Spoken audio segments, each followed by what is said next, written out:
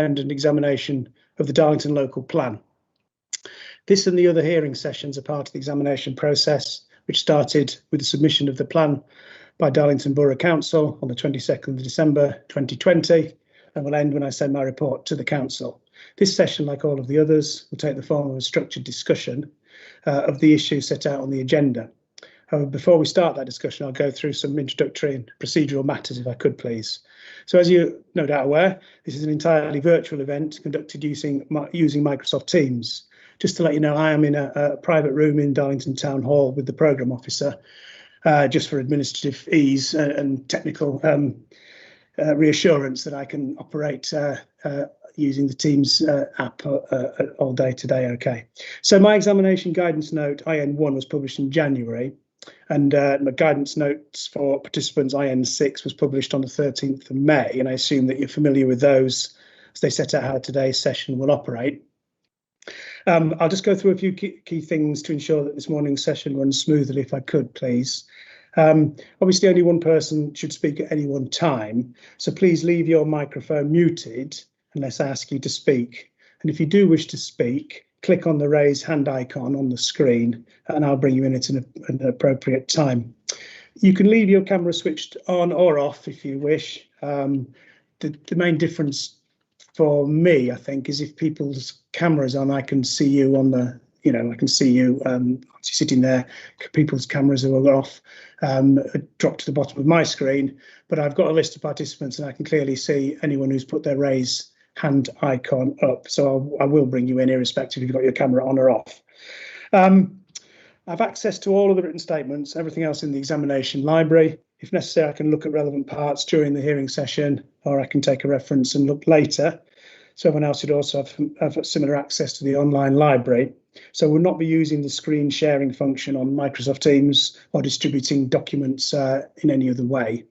There's also a chat function on Teams, but I won't be using that, so don't post any information there expecting me to see it. I think that if you've got an administrative issue that you want to contact Liz with quickly, I think she will be monitoring the chat function or occasionally looking at the chat function, so that might be an effective way. I think generally, if you do have technical problems, the best thing in the first instance is to get in touch with Liz, either by ringing the normal phone number, which she'll pick up, or emailing her. Okay, well, I hope that's okay. So what I'm going to do now, and this will be a chance to go through the participants who are here to confirm that, and also give everyone an opportunity to just test out that their camera and microphone are working. So I'm going to go through my agenda, the list of participants on the agenda that was distributed and published at the end of last week, I think. And if I could start with the council, please. If you could just briefly just confirm, say your name and say who you are and who you represent if relevant. So if I could start with the council, Mr. Hand. Good morning, sir. Yeah, David Hand. I'm the head of planning policy, economic strategy and environment, representing Darlington Borough Council. Thank you. And Mr. Nelson. Thank you, sir. Yeah, I'm David Nelson. I'm the Principal Planning Officer within the Planning Policy team representing Darlington Borough Council. Okay, and Mr. Usher. Morning, sir. Matthew Usher, Planning Officer in the Planning Policy team at Darlington Borough Council. Claire Eiley Christie. Good morning. My name is Claire Eiley Christie. I'm here.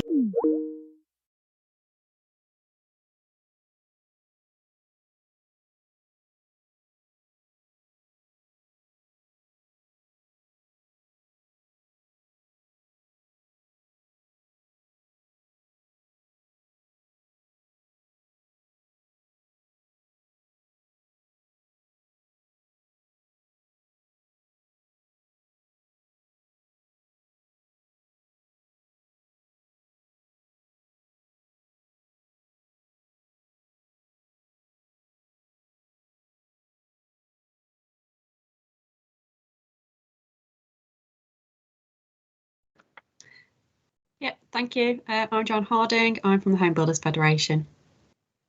Thank you. James Seabury from Banks Group.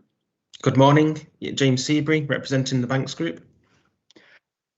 James Hall, Barton Wilmore representing Bellway, and you tell me who you're representing, Mr. Hall.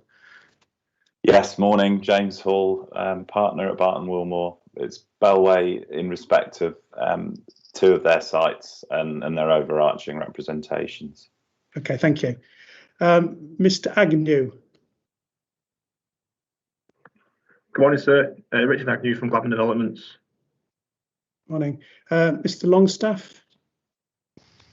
Morning, sir. Stephen Longstaff, Director at ELG Planning, and I'm acting for Taylor Wimpey. Mr. Bonner. Good morning, sir. Martin Bonner at Savills. I'm representing Helen's Land and Homes England in relation to Greater Faberdale. Mr. Westwick. Morning, sir. Leo Westwick. I'm representing Teesside International Airport and Skirling Estates Limited. Mr. Harrison. Sir, Mr. Harrison isn't on the call today. I'm representing both parties. Okay, thank you, Mr. Westwick. Councillor Snedker. Morning. I'm here representing a coalition of community groups and Darlington Green Party. I'm assisting Councillor Holroyd, who will be doing the majority of the speaking today. Okay, so you're a councillor for Darlington Borough Council, is that correct? I am a councillor within the borough, yes. Yeah, thank you very much. And Councillor Holroyd. Hello, yes, I'm also a councillor within Darlington Borough Council, and I'm also representing Darlington Green Party and Friends Group. We've been working with a lot of other community groups, interested individuals, and some ex-council officers. Thank you. Okay, thank you very much. And Mr. Madison. Good morning, sir. My name's Ken Madison, and I'm just an average resident of Darlington Borough Council.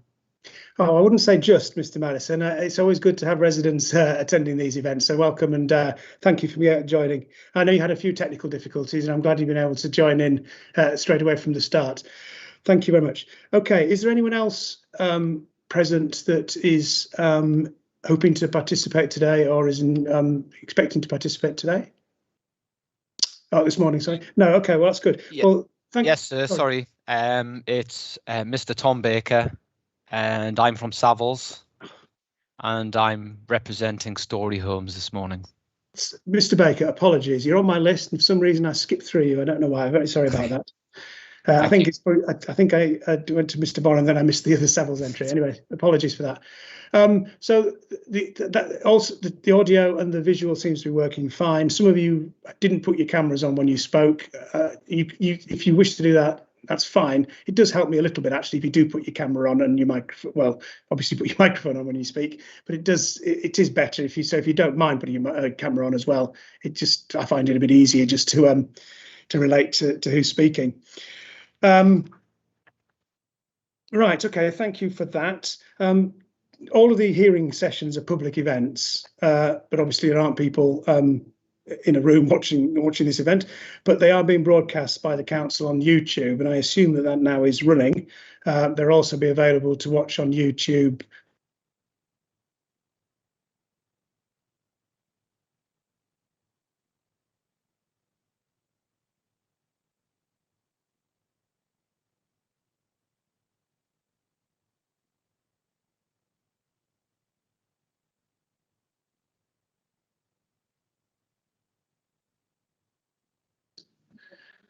Right, can you hear me? Mr. Nelson's nodding. I temporarily left the meeting there. I don't know why, but I'm back. Yeah. So apologies for that. Hopefully that won't happen again. Yes, so all the sessions will be broadcast on YouTube, and there's a link on the examination website to the council's YouTube broadcast. So hopefully that's working. Just to then, if I could just briefly say about the purpose and the conduct of the hearing sessions. The purpose of the examination is to help me to decide if the submitted plan is legally compliant, and if not, legally compliant and sound, and if not, how it can be modified to ensure that it is. So in particular, today's session is to allow me to follow up some of the questions that I published in April, and I'll focus on the key things that I have identified, having read all of the written statements. So for each item on the agenda, I will generally have some questions for the council at the start, and then once we've heard those, allow other people to say anything they wish to say following that, if they want to, and then generally I'll go back to the council at the end of each session to see if they've got any final comments before we move on to the next item on the agenda. As I already said, the participants should use their raise hand icon if they want to come in on that particular agenda item once you've sort of heard what the council, or while you're listening to what the council is saying in response to my questions. And again, when I ask you to speak, I'll generally go through the requests to speak in the order that they're made, because I think that's how they'll appear on my screen. But I may sometimes turn to a particular individual because it kind of helps the flow of what we're discussing. If you could try and remember to turn your microphone off when you finish speaking, that helps. It probably saves any unwanted background noise from your end, and also it avoids people interrupting each other. Obviously, there won't be a need for every person to speak on every agenda item. Don't feel obliged to do so. Some people may only be here for one or two particular issues, others may have more to say. So don't feel that you need to speak just because you're here. And also just be aware that I've read all of the statements, and it's really a chance to follow up any sort of more detailed discussion about the things that are put in those. As a general rule of thumb, there's no fixed time limits, but just think of a minute or two as contributions. And I'd rather you came in with a short and to the point contribution about what we're focusing on, and then if necessary, come back if there's something further that you wish to say as the discussion moves on. A reminder of something that was put in my guidance note when it was first published back in January. There are a number of representatives who have interest in what I call emission sites, and these are sites which have not been allocated in the plan for development. However, my role is to examine the soundness of the plan as submitted by the council, so it's not part of my role to examine the soundness of sites that are not allocated in the plan. So I'll not therefore be discussing emission sites at this or any other hearing sessions, but if I decide that additional sites or different sites are needed to be included in the plan to make it sound, I will look to the council to decide in the first instance what alternative sites may be brought forward, and then we'd have a discussion about those in due course. In terms of main modification, since publishing the plan, the council has suggested some main modifications to it and changes to the policies map. This is sort of normal procedure in examinations and is intended to ensure that the plan is sound. So the schedules of main modifications suggested by the council were published on the 30th of March and changes to the policy map, and they were DBC2 and DBC4. Hopefully you've seen those, and they could be taken into account when you wrote your written statements, and you could respond to those. Additional schedules of main modifications were published, I think, yesterday. That's DBC7, and they just basically reflected the further main modifications that the council had put forward in its written statements. So that's published in the form of addendum. So there's in effect two schedules of proposed modifications to the plan. We'll talk about those in the relevant hearing sessions as we go through the different elements of the plan. As I explained in my guidance note, I will consider whether the council's proposed modifications are necessary and would make the plan sound, and I will recommend them if that is the case. Just because the council's put them forward now doesn't necessarily mean those changes will be made to the plan when it's finalised following the examination. If I identify during hearing sessions, the one this afternoon and the subsequent ones, that main modifications are required or further work is needed to be carried out by the council and or others, I will hopefully make that clear during the session, and the council should make a note of any such comments or steers that I give. But I'll probably also issue an action point note at the end of each week of hearing sessions, setting out anything further work that needs to be done. Finally, about the main modifications, any modifications that I am going to recommend be made to the plan when it's adopted will be subject to formal consultation before the end of the examination. And they'll also be subject to further sustainability appraisal. So you've got a chance to comment on the proposed modifications that the council has put forward so far during the hearing sessions, but there will be another chance to comment formally in written representations towards the end of the examination. Right, so that's bringing me to the end of my introductory comments. We've got this morning to cover the Matter 1 issues that were listed on this morning's agenda. The separate session starts at 2 o'clock this afternoon. I don't know how long this morning will take. It may not take we've got up till about 1 o'clock if we need to. It may not take that long, and we'll probably have a comfort break in about an hour, so about 10:45. It may be slightly earlier than that, depending on where we've got to on the agenda and how the discussion's going. So before I just turn to the council, are there any procedural questions that anyone wishes to raise, or any technical issues that anybody wishes to deal with before we get started? If anyone does, please put their hand icon up. No. excuse me.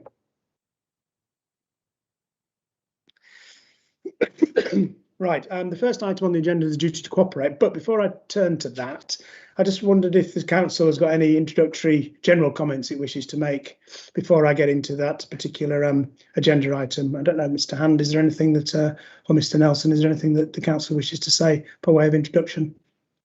No, we don't intend to do an opening statement. Okay, thank you. Right, in which case, unless there's any other queries by anyone, let's just start with the first item on the agenda, which is the duty to cooperate. This is a legal duty that the council has relating to how it works with certain other local authorities and other statutory bodies during the preparation of the plan, and it's aimed at ensuring that there's effective and ongoing joint working before the plan is submitted for examination. So the council's provided evidence about how it aimed to discharge that legal duty, set out in its statement of common ground, which was CD05, and also in response to my preliminary question number 1. I've read that. I've looked at the evidence about what the council has done, and I'm not aware of any major concerns that have been raised by representors about the duty to cooperate. So I don't intend to dwell on this, other than there was an issue raised by the parish councils. Don't think they're actually here this morning, but there was a statement that they put in saying that there was a lack of information that was available during the time of the Regulation 19 consultation about the duty to cooperate. Could the council just briefly comment on that? What information was publicly available about how it was working on the duty to cooperate up to before the point of the submission? Yes, thank you, sir. No statement of common ground was published at the Regulation 19 stage. However, the council was undertaking work on the duty to cooperate throughout the preparation of the plan, as we've set out in Appendix 1 of the statement of common ground, document CD05. That does document the process which the council undertook throughout the plan preparation process, and how it was engaging with the relevant statutory and prescribed bodies such as neighbouring authorities. So we have set all that out as part of the submission documentation that we provided. Yeah, okay, thank you. I suppose the issue that maybe was being raised was, well, yes, obviously the people that you were cooperating, working with in terms of the other authorities and other prescribed bodies, obviously they were aware that you were working with them. Maybe the issue was, well, what about members of the public or others? Were they kept informed about how the council was working on the duty to cooperate, and was that made clear when the plan was published for Regulation 19 consultation? I think it's probably the issue that was being raised by the parish councils.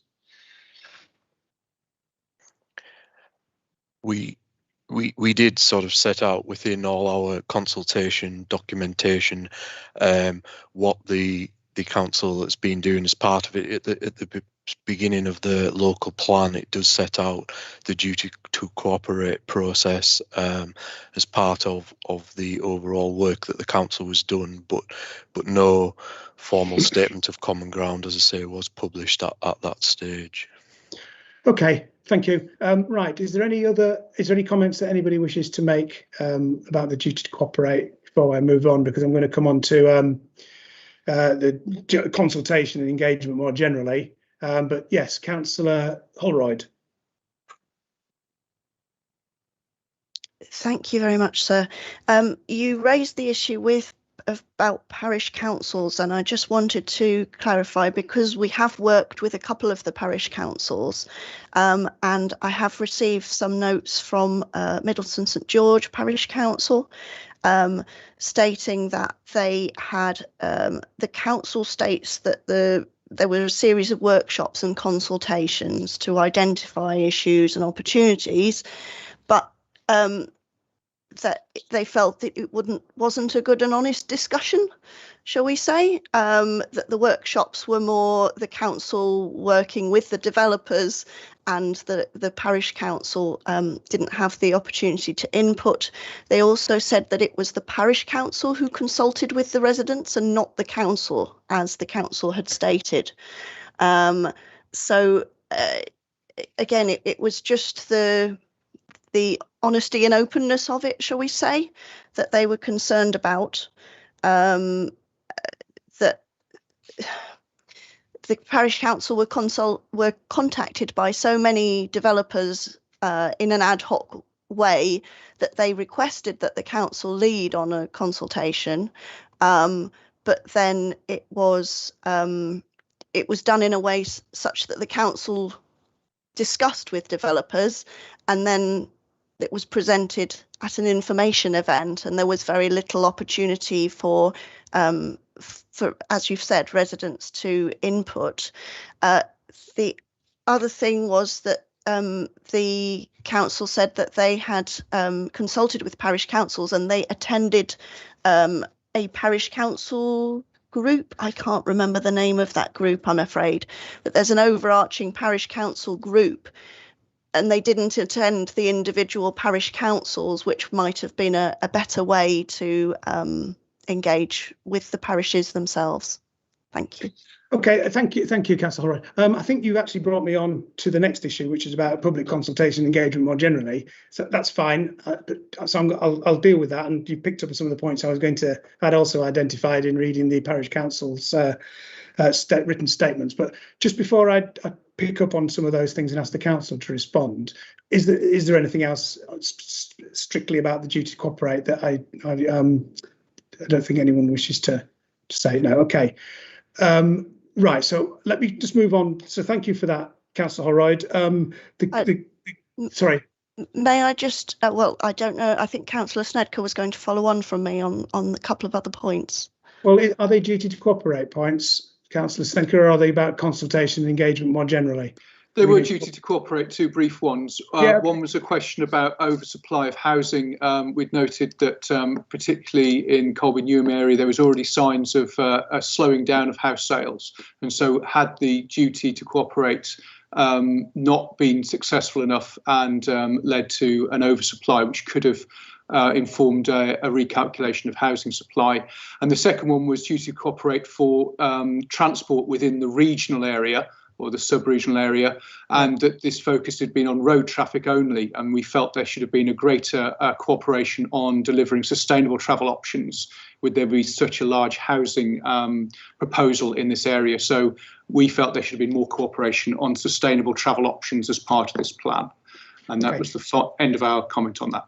Yeah, okay, thank you. Just going back on the oversupply of housing, insofar as that's an issue to do with the housing requirements set in this plan, we'll deal with that obviously tomorrow.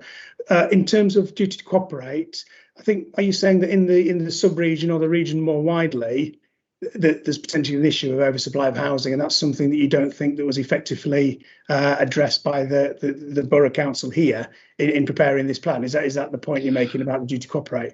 Yeah, we felt that there was already sign of oversupply, and that should have, if there had been better cooperation, a sign of oversupply in the region, that would have informed the plan during the process. And which part? You said the signs of it. Were there any particular local authority areas where you were seeing signs of oversupply? It was Colby Newham area was the one that our consultant identified as a particular area of concern. Where's that? Sorry. Colby Newham. I'd have to look it up for you, but it's. I think it might be in Stockton Borough. Sorry. Stockton, thank you. Okay, thank you. Yeah, don't assume I know anything other than what I've read in this plan and the evidence that goes with it. That's just a general rule. Thank you. Right. Could the council then respond to those duty to cooperate points? Did you cooperate with your neighbours in the wider sub-region? Stockton-on-Tees in particular relating to housing supply, but other parts of the sub-region about the housing supply, and also on strategic transport issues, not just road traffic, but other forms of transport. Who's going to pick that up from the council side? Mr. Hand, sorry. Yeah, thank you, sir. Couple of things. One, Colby Newham's actually Southern Middlesbrough. Right, okay. So it's in an authority the other side of Stockton or whatever. So it's and we did actually have discussions with all the Tees Valley authorities and the wider authorities on housing supply and housing market areas. We'll provide evidence at a later when we're talking about housing demand, but the actual demand in Darlington is outstripping what it's done previously. But say we'll deal with that. I think Mr. Nelson will come in on transport, etc. But just to confirm that we've participated with all the duty to cooperate authorities that are legally bound to. And is it right to say that there aren't any issues raised or concerns raised by the other authorities about the supply of housing that's identified in this plan and in relation to theirs? Is that the case? Yeah. I hadn't picked up any. Yeah, that's the case, that no authority has asked us to actually provide, and we haven't asked any other authority, but there's been no issue raised with discussions on the other authorities about oversupply. Okay, right. Mr. Nelson, did you want to pick up any cross-boundary working in terms of transport that was raised there by Councillor Snedker? Yes, thank you, sir. I mean, how we work on a lot of transport matters, obviously Tees Valley Combined Authority now have a strategic role in coordinating a number of those projects. So you've probably seen things like recent significant investment in the pipeline for Darlington railway station. That's obviously an exciting project that's, gaining momentum there. We've also got a number of cross borough and region cycle routes and things like that. We also have a number of policies. I'm thinking particularly of the Stockton and Darlington railway route, which also encourages that sustainable transport linkages across into Stockton, and they've also got a similar policy in their plan. So there is clear evidence that we're working together, particularly on that Tees Valley region level. But obviously also there's links up into Durham as well that we have, and we acknowledge down into North Yorkshire. And again, they're all bodies that we've engaged in the duty to cooperate process. Okay, understood. Well, we're going to come back to these issues under separate matters as we go through the various hearing sessions over the next few weeks. Some may say that the plan ought to say different things about roads and other forms of transport, and we can pick that up at the relevant time. That obviously is a slightly separate issue rather than the rather dry procedural one, which is about the way that the council worked with its neighbours and other bodies during the preparation of the plan, which is what I was just sort of focusing on. Anyway, I've noted those two issues, and I can check to see what evidence there is about how closely the working was the council undertook with the relevant bodies in relation to the cross-boundary transport and supply of housing in the wider region. So I think what I'll do now then is to move on to the consultation and engagement, which was my questions 1.2 and 1.3. And there was two. One was the sort of procedural issue about whether the council complied with its statement of community involvement, the legal requirements. And then secondly, the more sort of general point, well, in so doing, complying with those requirements, in effect, was the plan shaped by early, proportionate and effective engagement with a wide range of bodies, including communities, local organisations, businesses, infrastructure providers and operators, and statutory consultees. So Councillor Holroyd given us a useful introduction, picking up on some of the concerns that have been raised, and I had read those in the statements from the Middleton St George and Lower Coniscliffe and Merry Bent Parish Council statements. So looking back at what the council say that it did, it did more than was required strictly by the regulations, which basically just require one round of consultation before the submission stage consultation. and it outlined a variety of means by which it attempted to consult and engage with the range of organisations and people that I've referred to, and that included using the internet, videos, social media, physical meetings, and articles in a One Darlington magazine, which I think is sent to every household. Is that right, Mr. Nelson? That's correct, sir. Yes. So was that something that was covered in the magazine once or more than once? Multiple times. It's a fortnightly, twice month. Was it bi-monthly? Sorry, I got there at the end. Bi-monthly publication, yes, that does go to every registered address in the borough. And yeah, there were numerous articles. I don't know precisely how many, but we must have been up to about 10 or 15 during the period, I think. And we made them all available on the local plan website as well, just in case people hadn't got a copy for whatever reason. So there are back issues of all those articles on there as well. Yeah, right. Well, okay. So, you know, I've read that and I've seen the variety of means that the council used in an effort to sort of engage. What then about this? I picked up 4 points, I think, from the parish council statements, and I think they probably cover the same sort of ground as Councillor Holroyd did. That early consultation was primarily with developers, was one point. Secondly, so when that had taken place, those what would have been sort of discussed with developers and sort of emerging sort of schemes and sites were then put forward for discussion with the local community. But it felt then that, well, they've already been sort of agreed between the council and the developer. So that's sort of one issue. Then the views of local communities were not given very much weight, and there wasn't really a real opportunity to influence what went on in the plan. A third point, which I don't think Councillor Holroyd mentioned, was that information was not easily available or accessible. That certain bits of information just couldn't be found or wasn't available, and it was said it would come later, and people didn't feel that they had enough information about the plan and aspects of it at a time when they needed it. It's a sort of general point, I suppose I've probably touched on it. It was that when things were put forward in these different means of communicating them, they were kind of presented as if they'd been decided upon already, and people got the perception that, well, what's the point really, because the council's already made up its mind for whatever reason. So do you want to just respond to those particular, those sort of 3 or 4 points, if you could? Thank you, Sir. Yeah, no problem. I'll cover those points. Yeah, I mean, really, our consultation started off in 2016, so it's been ongoing for 5 years now. Obviously, the background to that was we had to withdraw our previous site allocations plan. It was based on much lower numbers. It was, a much smaller scale plan, if you like. So we knew it was going to be a challenge to deliver the increased numbers that we needed. So we did have early engagement with developers.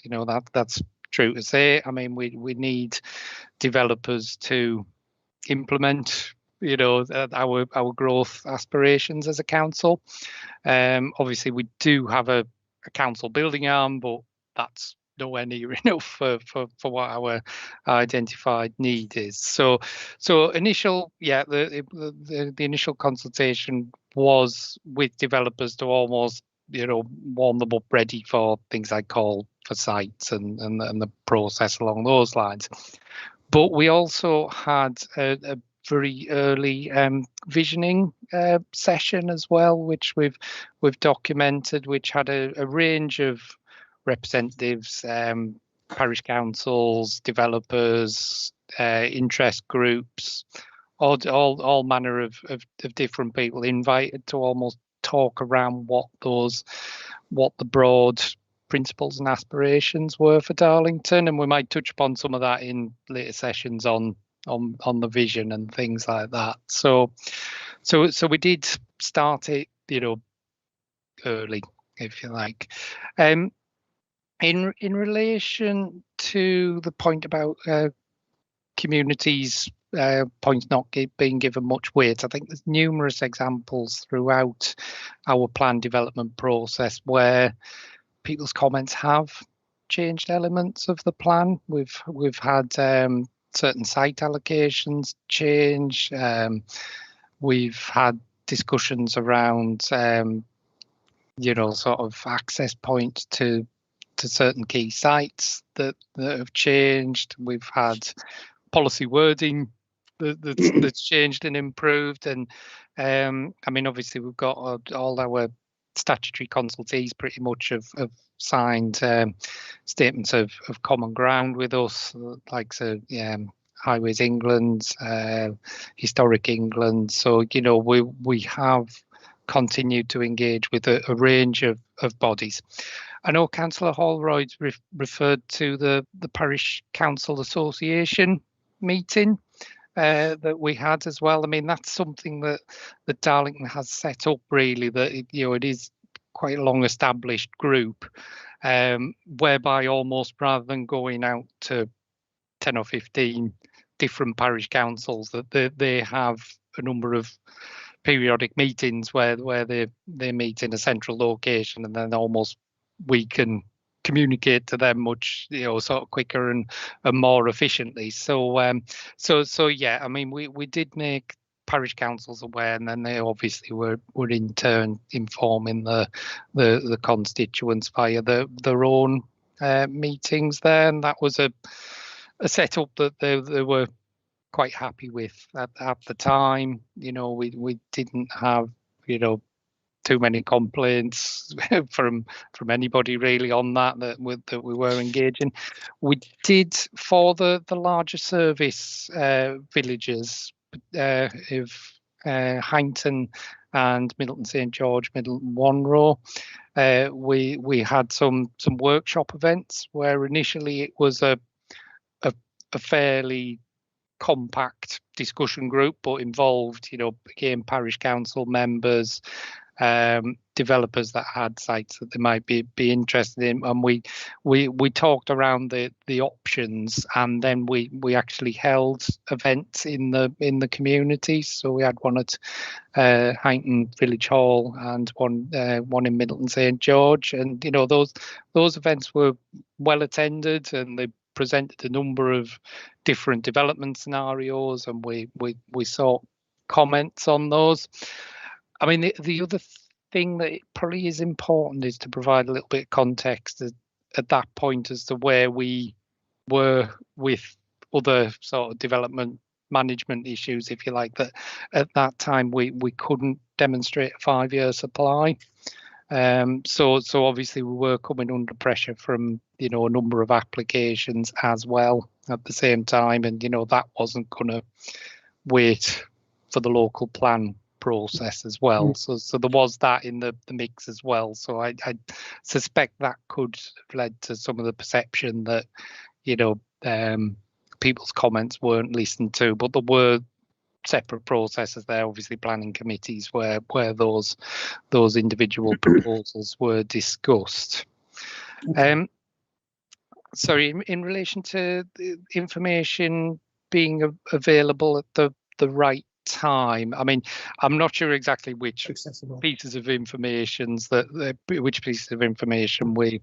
we're referring to there, but yeah, available and accessible. I mean, we set up right from the start of the process a dedicated local plan microsite, we're calling it website, basically, where all the information and documents went on. So we did try to keep that one point of reference, if you like.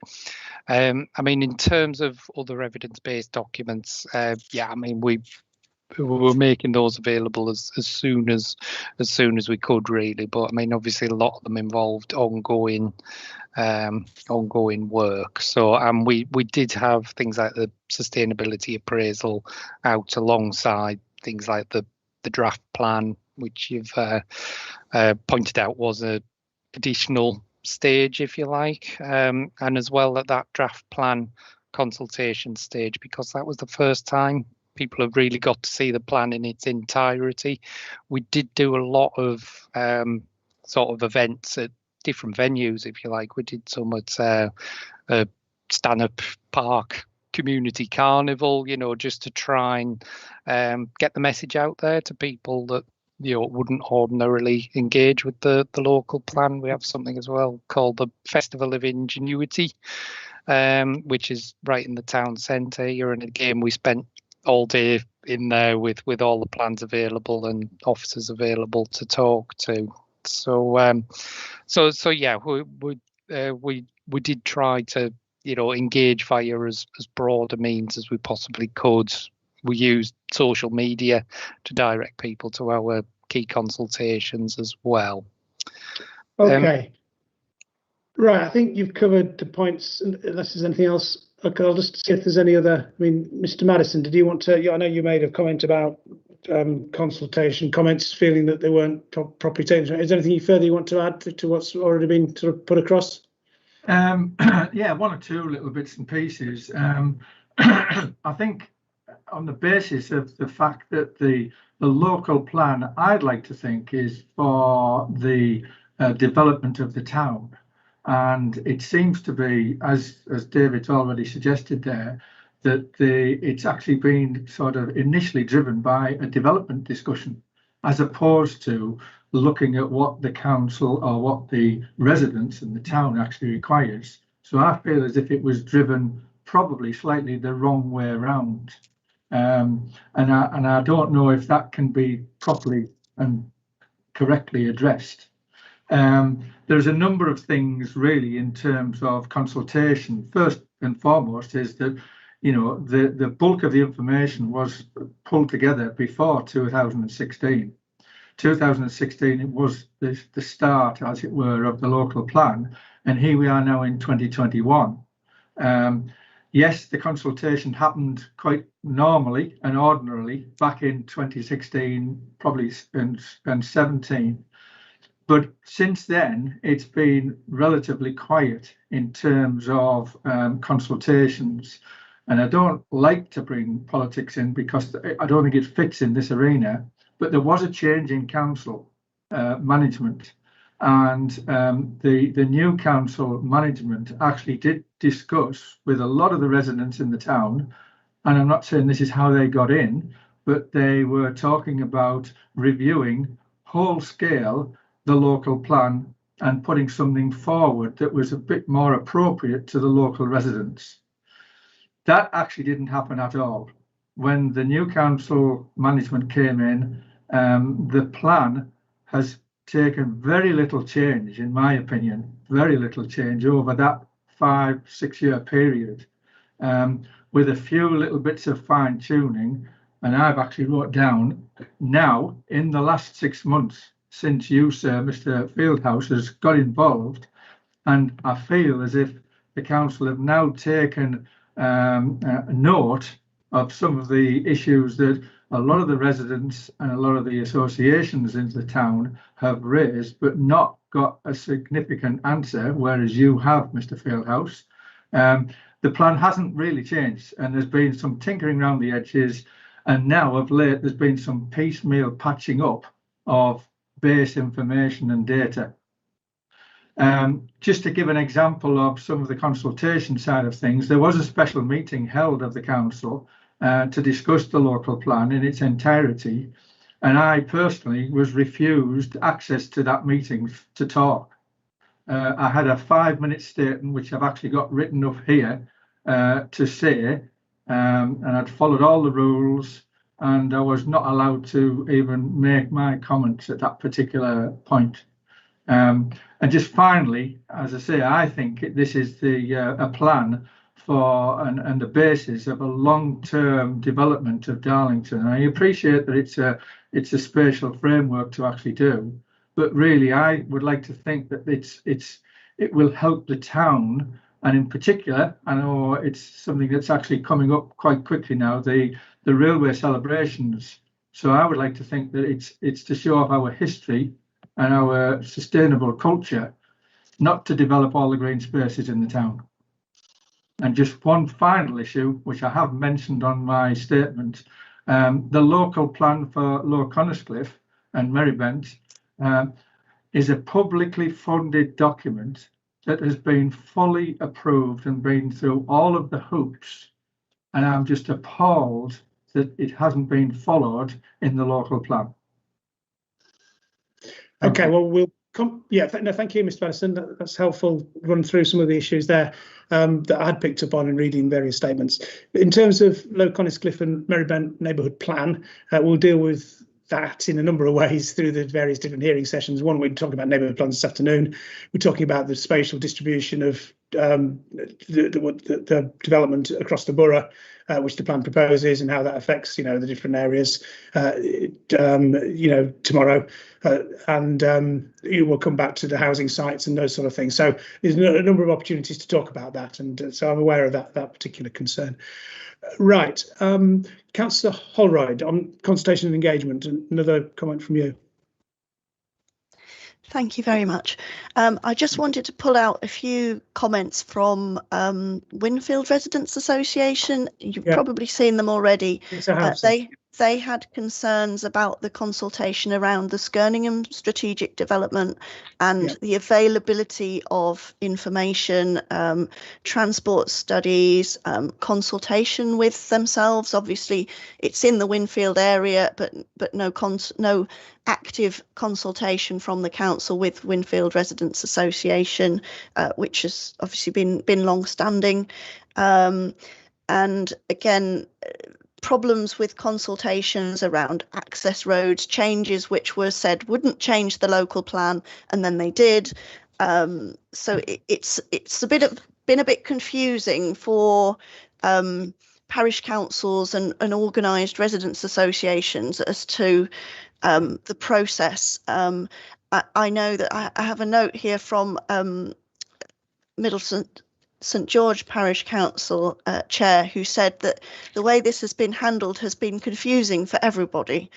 And she'd sent some notes saying this shows how the council has not listened to us, has not taken issues, constraints and needs on board during the process, and has not done an effective appraisal and comparison of sites, with the result that Middleton St George has suffered.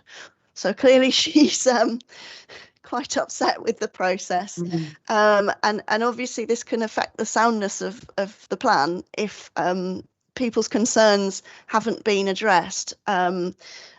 For example, I submitted my own comments at the regulation, at 2018 stage.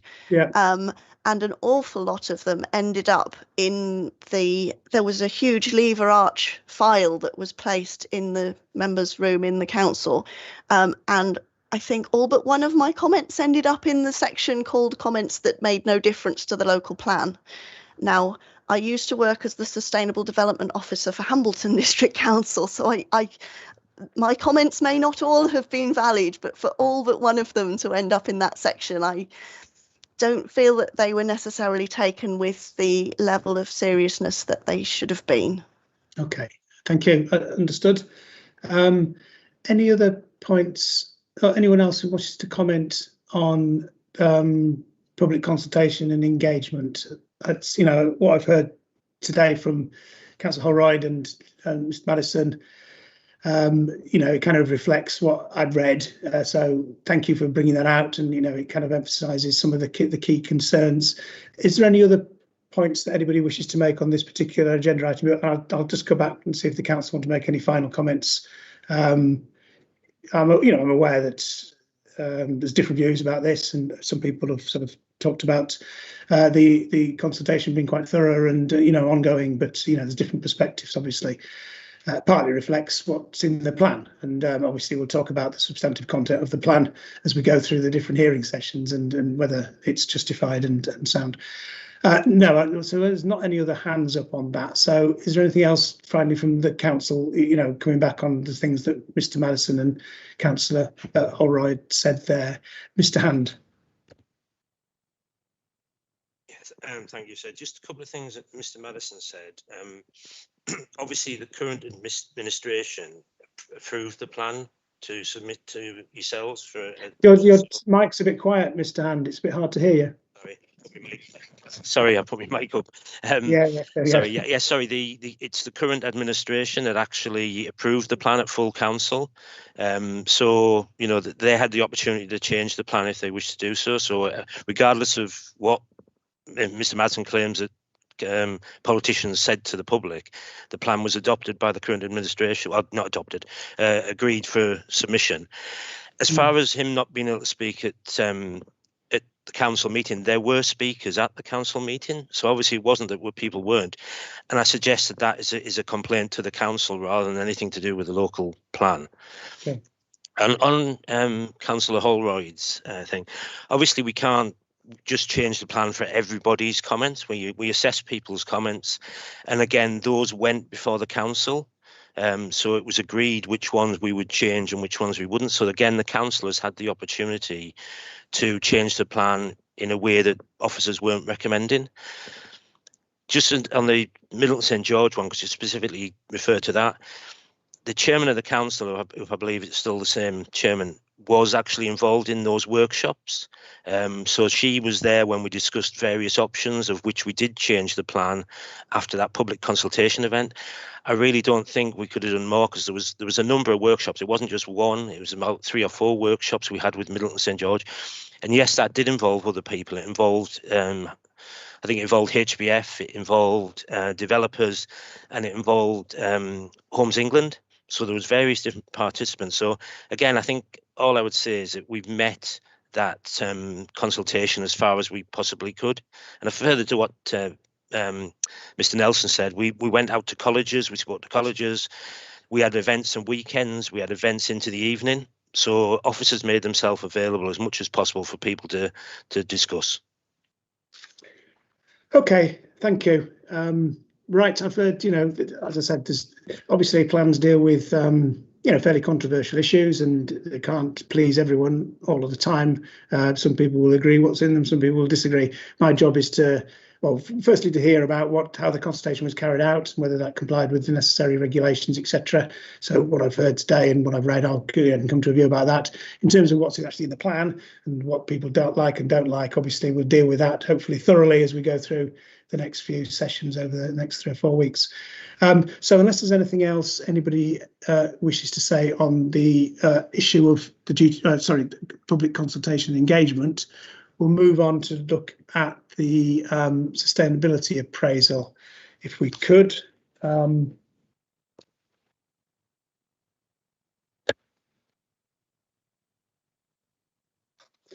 So there's obviously there's a legal requirement to carry out a sustainability appraisal, and there's quite a lot of guidance and regulations that deal with that. I had 2 questions about this. One was whether it complied with the relevant legal requirements, which I don't think there's any evidence to suggest that it didn't. But secondly, it's whether the sustainability appraisal considered and compared reasonable alternatives as the plan evolved, including for the broad spatial distribution of housing, economic and other development, and whether the plan was informed by the findings of the appraisal, i.e. did it help to sort of shape the plan, because that's the purpose of it.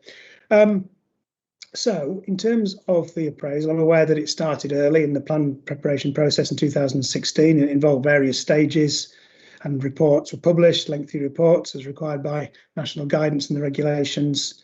A large report with various appendices was published alongside the plan in August 2020. So there's plenty of documentation about how it was carried out and the technical sort of analysis that was done. Just an initial question to the council. It appears to have been done in-house rather than by consultants. I assume that's the case. You tell me if it isn't. But assuming that is the case, what steps were taken to ensure that it was an objective appraisal rather than an exercise to justify the council's preferred option as it went along through the plan preparation process? Thank you, sir. I can pick up on that one there.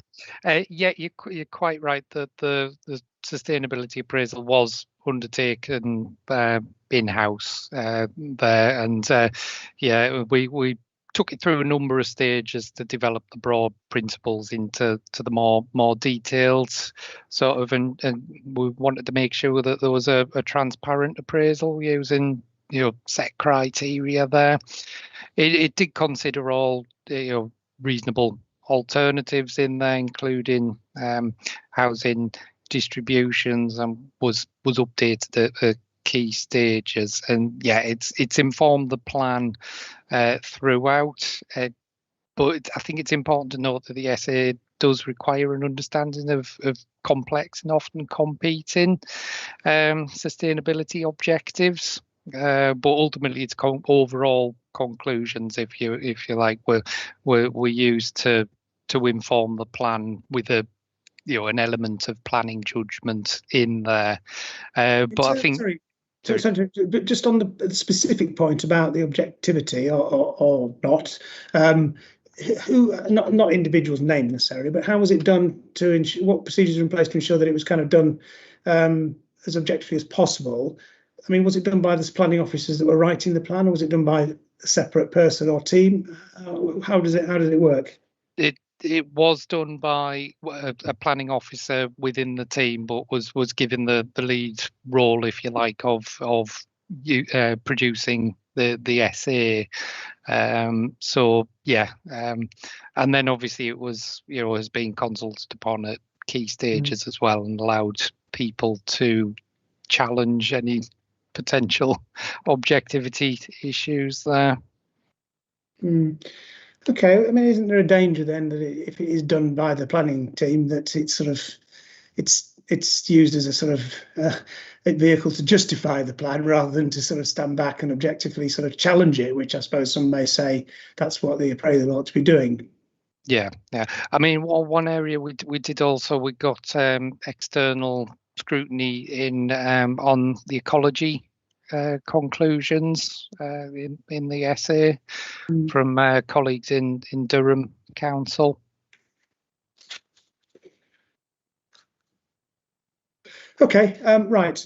Okay, well, I understand the process, and it is. I mean, it's, I can understand what you're saying about it's got objective criteria, and they were used consistently to assess various things. One about the spatial distribution, and quite a lot of different options were looked at there. Well, a lot of options were looked at there, and they were narrowed down as you went through the process. So that and then the policies themselves were also subject to reasonable alternatives and appraisal, and they're all scored using the same sort of criteria.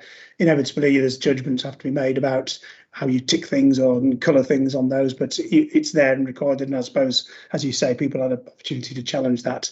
I mean, my understanding as well is that an appraisal like that is only one bit of evidence that informs the plan. It's not a decision-making tool in itself. It's there to help inform decisions, I guess. Okay. What about the point that I think Councillor Holroyd makes, apologies if it wasn't, that at the Regulation 19 stage, when the appraisal was published, there isn't actually an appraisal of the Regulation 19 plan. There's various iterations that were appraised. I might have misunderstood, but is that actually the case, or what is there an appraisal of the actual submitted plan? Yes, yes, Inspector. We did update the sustainability appraisal for the Reg 19 submission, and it was available alongside as one of the supporting documents, and we had one available. So CDO3, which is dated August 2020. Yes, yeah, that does actually appraise the plan. It was published alongside it, but it was updated to appraise the actual final version and the policies that were in it. Is that right? Yeah. Okay. Right, well, people can have an opportunity to come back and question or comment on these. Right, what about the issue, and we may come back to this a number of times, climate change. Obviously sustainability, people think about climate change as a key element of that. The Climate Change Act, achieving zero net emissions by 2050, for example, and the NPPF talking about radical reductions in greenhouse gas emissions. So was the appraisal, did it do all it can to assess the impacts of the policies and proposals in the plan on greenhouse gas emissions, for example? It's pointed out that there's no effort, I don't think, to actually quantify or set any specific measurable assessment of different options in the plan and reasonable alternatives about the emissions impacts. Do you want to comment on that?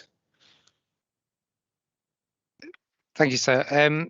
I know we've got an item a bit later on the agenda, haven't we, on climate change? Where this is specifically about what the essay did, that, the extent to which it measured it or assessed it. Yeah. I mean, obviously, it's extremely difficult to apply a quantifiable number to emissions reductions and things like that. So is it something we can get back to you on in a bit more detail?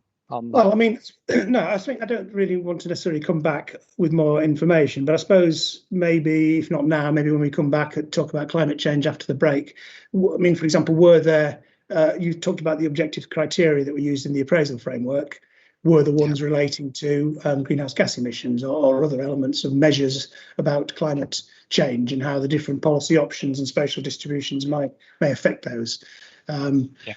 Just because there may be a different technical way of doing something doesn't mean that the way the council did it was not valid. I'm just trying to understand. So maybe just leave that for now. We can look into that. So if that's okay. I know that there's definitely criteria in there, but it's just finding them at the moment. But if that's okay with you, we'll do that. Come back. But just to make sure I understand what was done, and I think I mentioned this. In terms of early on, the appraisal identified, the council identified 12 spatial options, and they were narrowed down first to 9 and then 3. So there's that, and I can see that those, and they're portrayed in different ways in various different documents in the appraisal itself and in topic papers about spatial distribution. So that was the sort of the spatial options. Different levels of economic and housing growth were appraised. Is that correct? All policies themselves, and where you could identify a reasonable alternative, they were appraised, again, using the same criteria. And all sites were appraised that were identified in the housing and economic land availability assessment as being potentially suitable. Is that right? So some were discounted for reasons that made them not a reasonable alternative, in effect. Is that correct? Do you want to just comment on those? Yes, it is. We did do a assessment of all sites that made it through the HELAR process, if you like, and there's lots of documentation there as to how those sites scored relatively, and I'm sure that's a discussion that some people could have, that there'll be other sites that potentially scored more highly than others that ended up in and not in. But again, I think that's just really boiling down to why the sustainability appraisal isn't the document that makes the final decision on things, if you like. It just informs the overall picture. In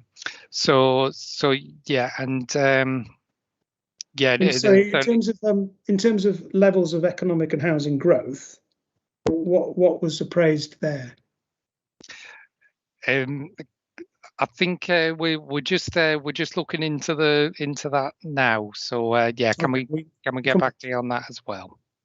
Okay, right. Mr. Baker, you wanted to have a word about the sustainability appraisal.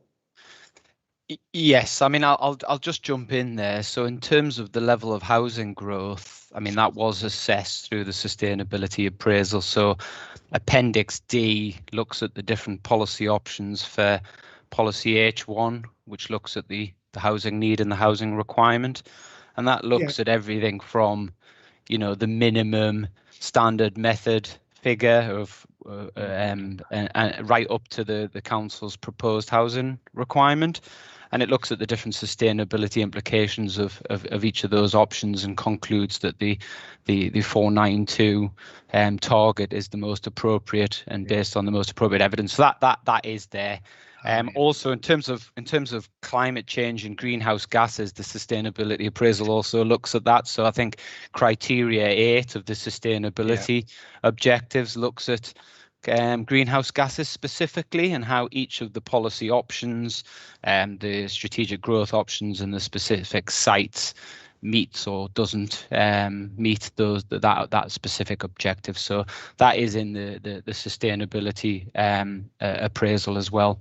So I know we're sort of I don't know which question specifically we're on. I'm happy to sort of keep some of my additional comments to question 1.5, but essentially our view is that the sustainability appraisal does consider reasonable alternatives, both in terms of those high level objectives around the levels of growth, in terms of specific growth options, so where does that growth go to, and in terms of specific sites, so assessing the different options available to the council in terms of specific sites and the selection of those. And as Mr. Nelson has said, that is just one of the tools that the council's used to formulate this plan, but indeed it is a comprehensive one in our view.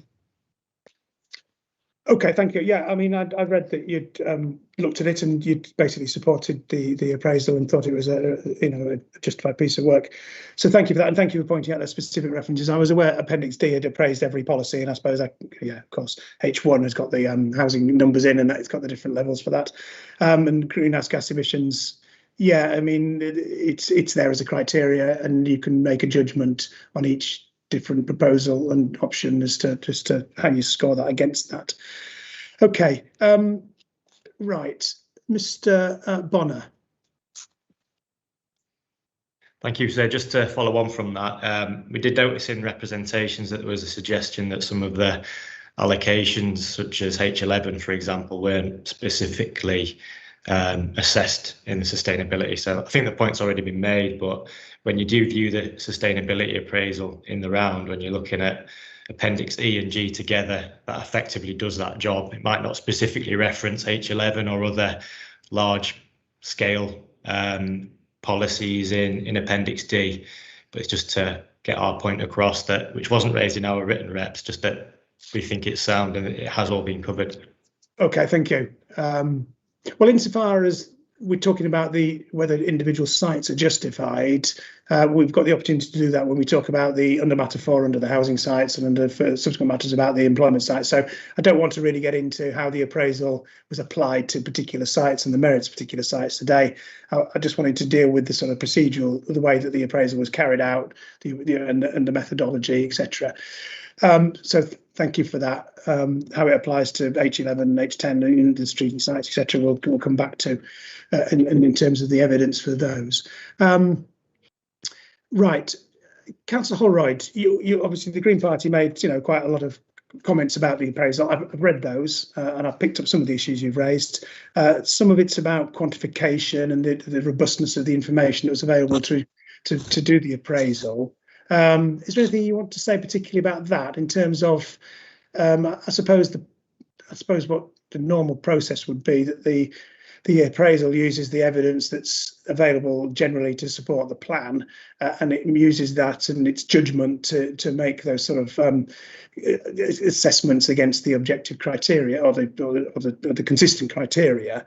But and I've read some of the specific concerns you picked up about measurable information and different ways you could have gone about it. But do you want to bring out any, particular concerns that you have in that respect and how you think it falls short? I mean, I know you've got a background in this, so, you're bringing some expertise to it. So, thank you.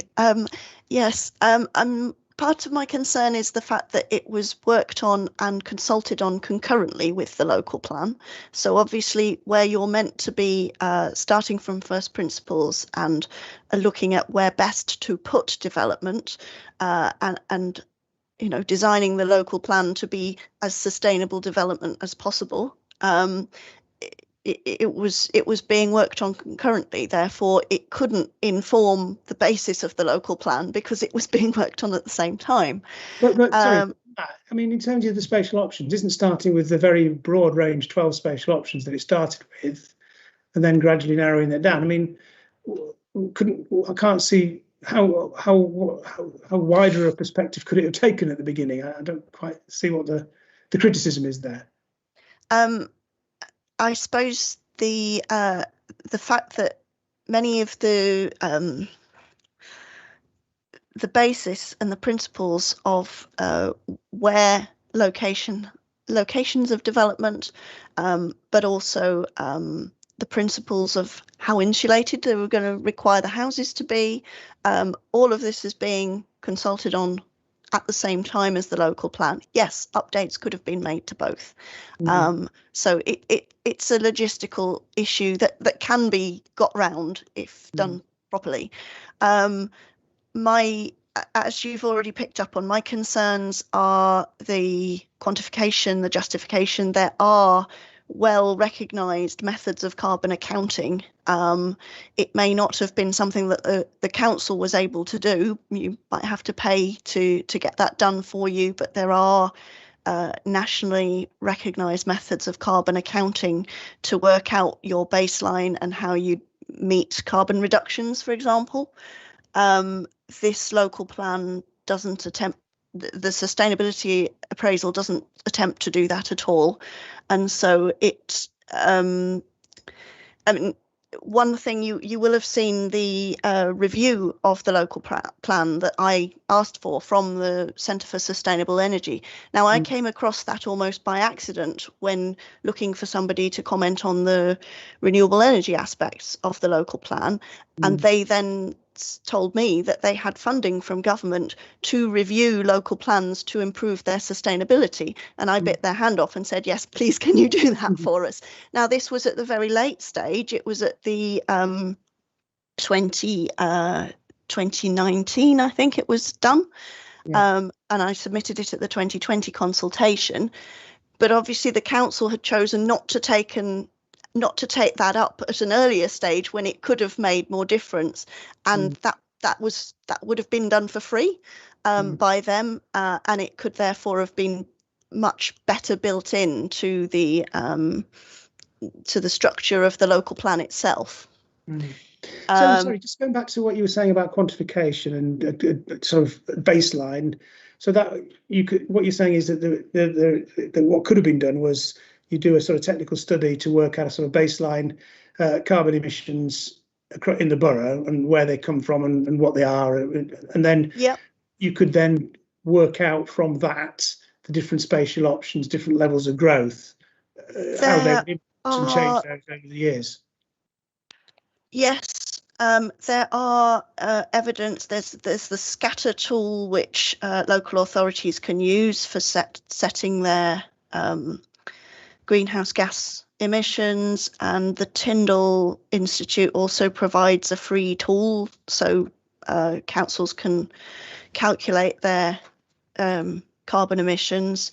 I'm sure there are various others that are available that could have been carried out. I mean, I don't know how much detail to go into because the CSE review is huge, but I mean, it's also important to note that the National Climate Change Act target has been updated recently, and there is now a target for 80% carbon emissions by 2035, which is within this plan period. And I see no way that this local plan could meet that.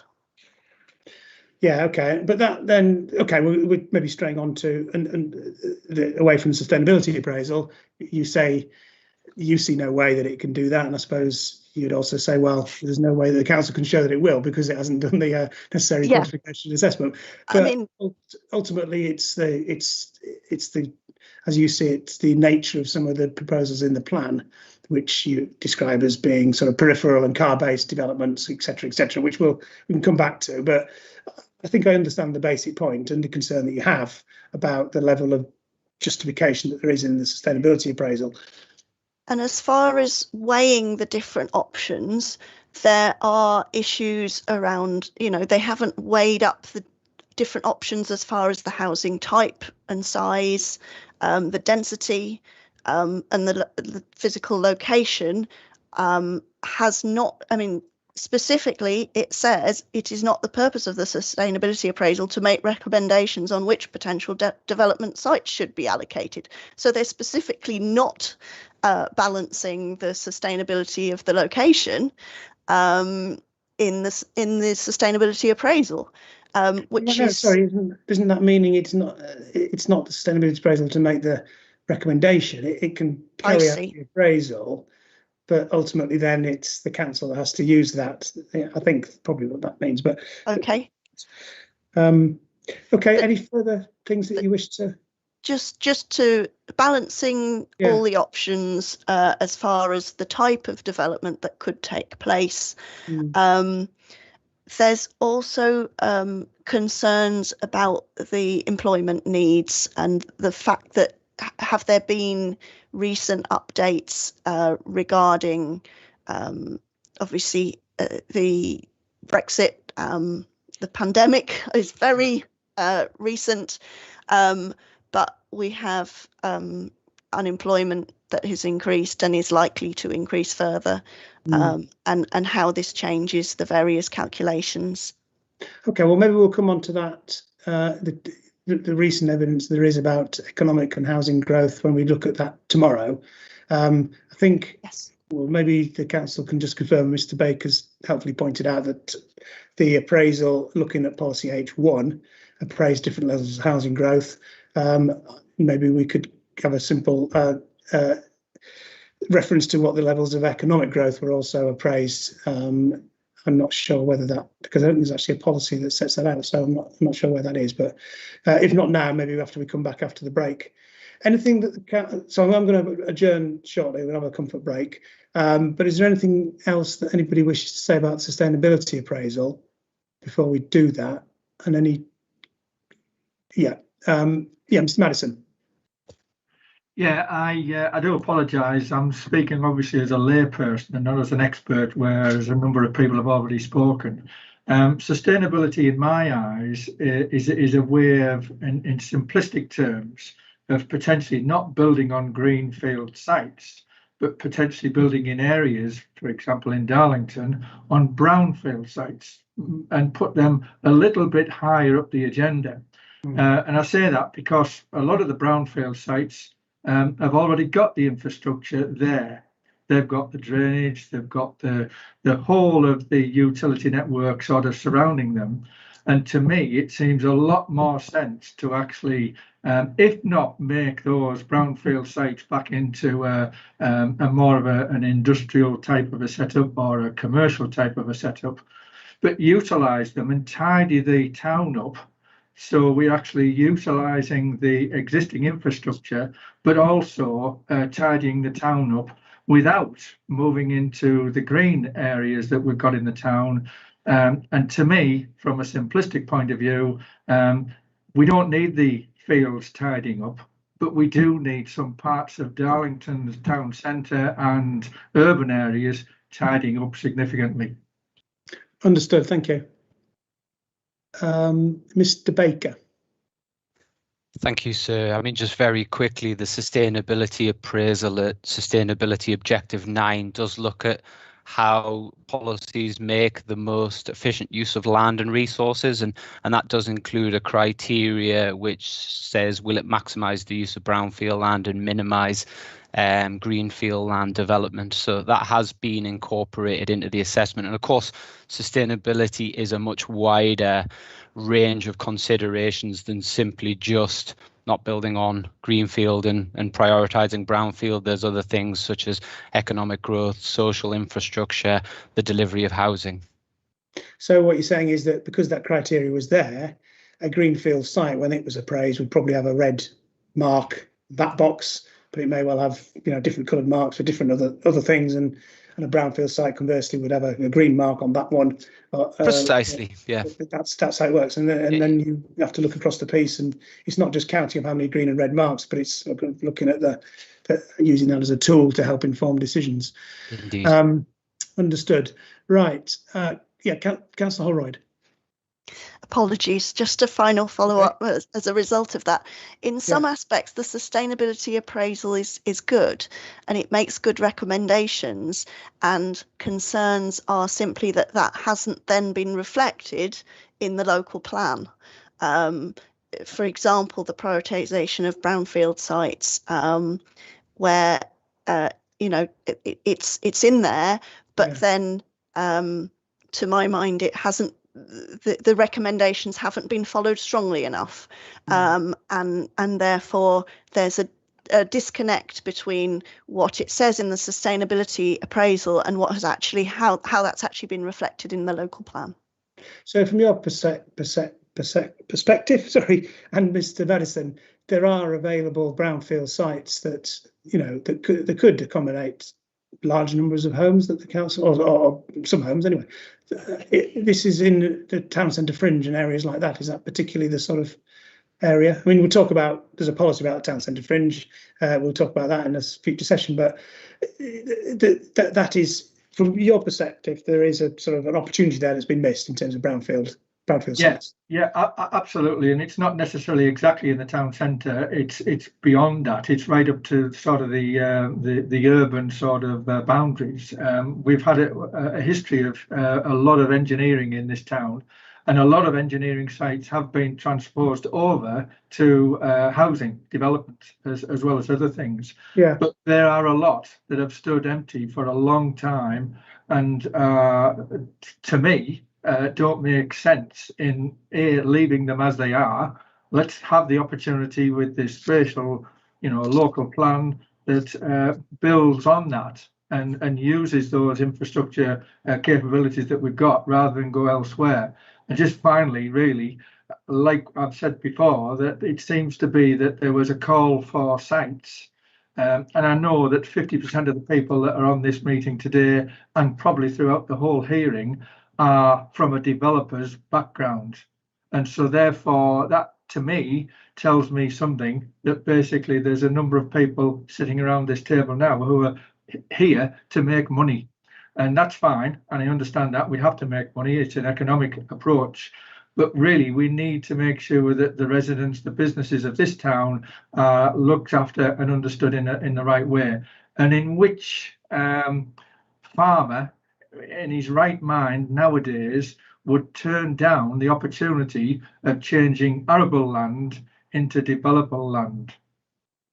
You know, I just, you know, it's, to me, if I was a farmer, I would jump at the opportunity, you know, probably getting 20 times more for the land than what he would. So they're never ever going to say no to it. But why aren't we trying to tackle some of these brownfield sites and areas?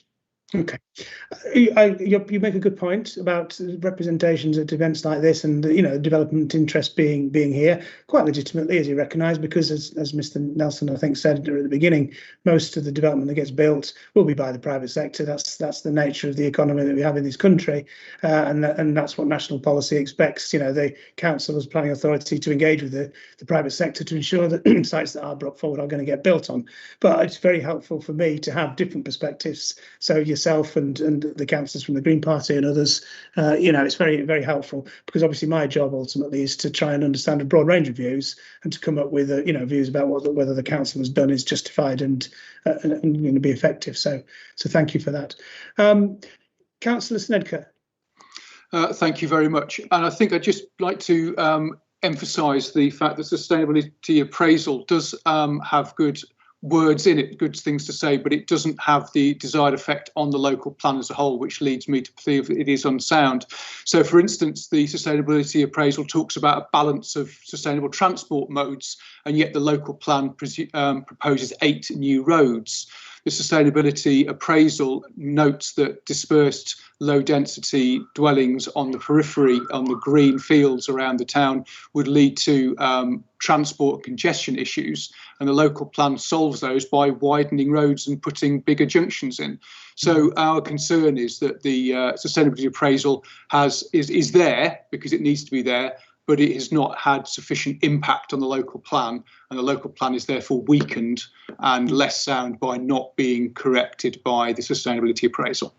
Okay, thank you. So just to kind of, I'm going to break now, but I mean, understanding that was it was an interesting and helpful discussion. So 2 things I take away really. One, you know, some of you identify shortcomings in the appraisal. It isn't as objective as it could have been, and it isn't as measured as it could have been.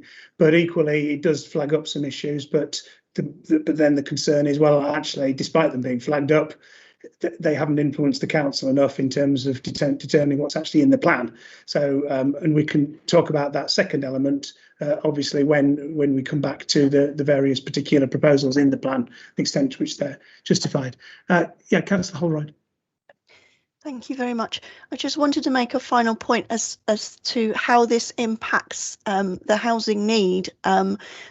I know we'll probably come onto it under equalities in a moment, but it is important for the demographics of the town and assessing the type of housing that we actually need, because a lot of the development that is resulting is large family homes on the outskirts of the town.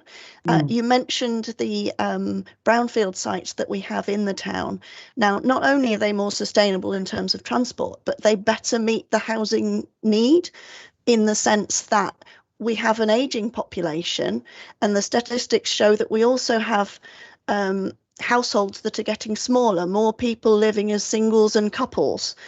Now, that may be young people who are just starting out, or it may be people who never have children, or people whose children have flown the nest, or you know, widowers. But all of those people are better housed in dense developments close to the town centre, where they can reach jobs, they can reach services if they don't drive, and they can reach transport if they want to get further afield, rather than being out in, you know, it's the design of the past where we put people in lonely, remote suburbs, and actually it hasn't worked very well, and we're continuing to design in the same problems. And I really don't want to see the same being built, which has been demonstrated as not working in the past. Okay, thank you very much. Right, what I'm going to do now, it is just after 5 to 11, so we will have a break, but thank you for the contribution so far. When we come back, I'll just give the council an opportunity to come back on any of the points about sustainability appraisal that we've heard, and then we'll move on to the next item on the agenda, which is about the habitat regulations assessment, and then some of the issues as well to deal with this morning. So what we'll do now, it's just before 11, so I think we'll just have a 15-minute break. So if we can resume at 11:15, please. Thank you. Oh, don't exit, don't leave the meeting. Just turn your mic off and your camera off, because otherwise you'd have to rejoin. Okay, thank you.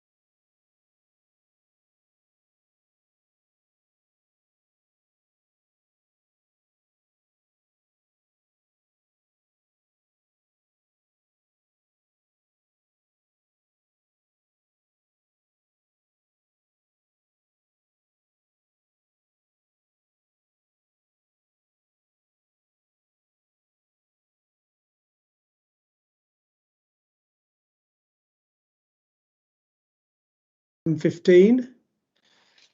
So we will resume. Don't know if everyone's back. I was going to just finish off on the sustainability appraisal, mainly just to see if the council had got anything further that they wish to say. I think, is it Mr. Usher's there? Is Mr. Nelson there?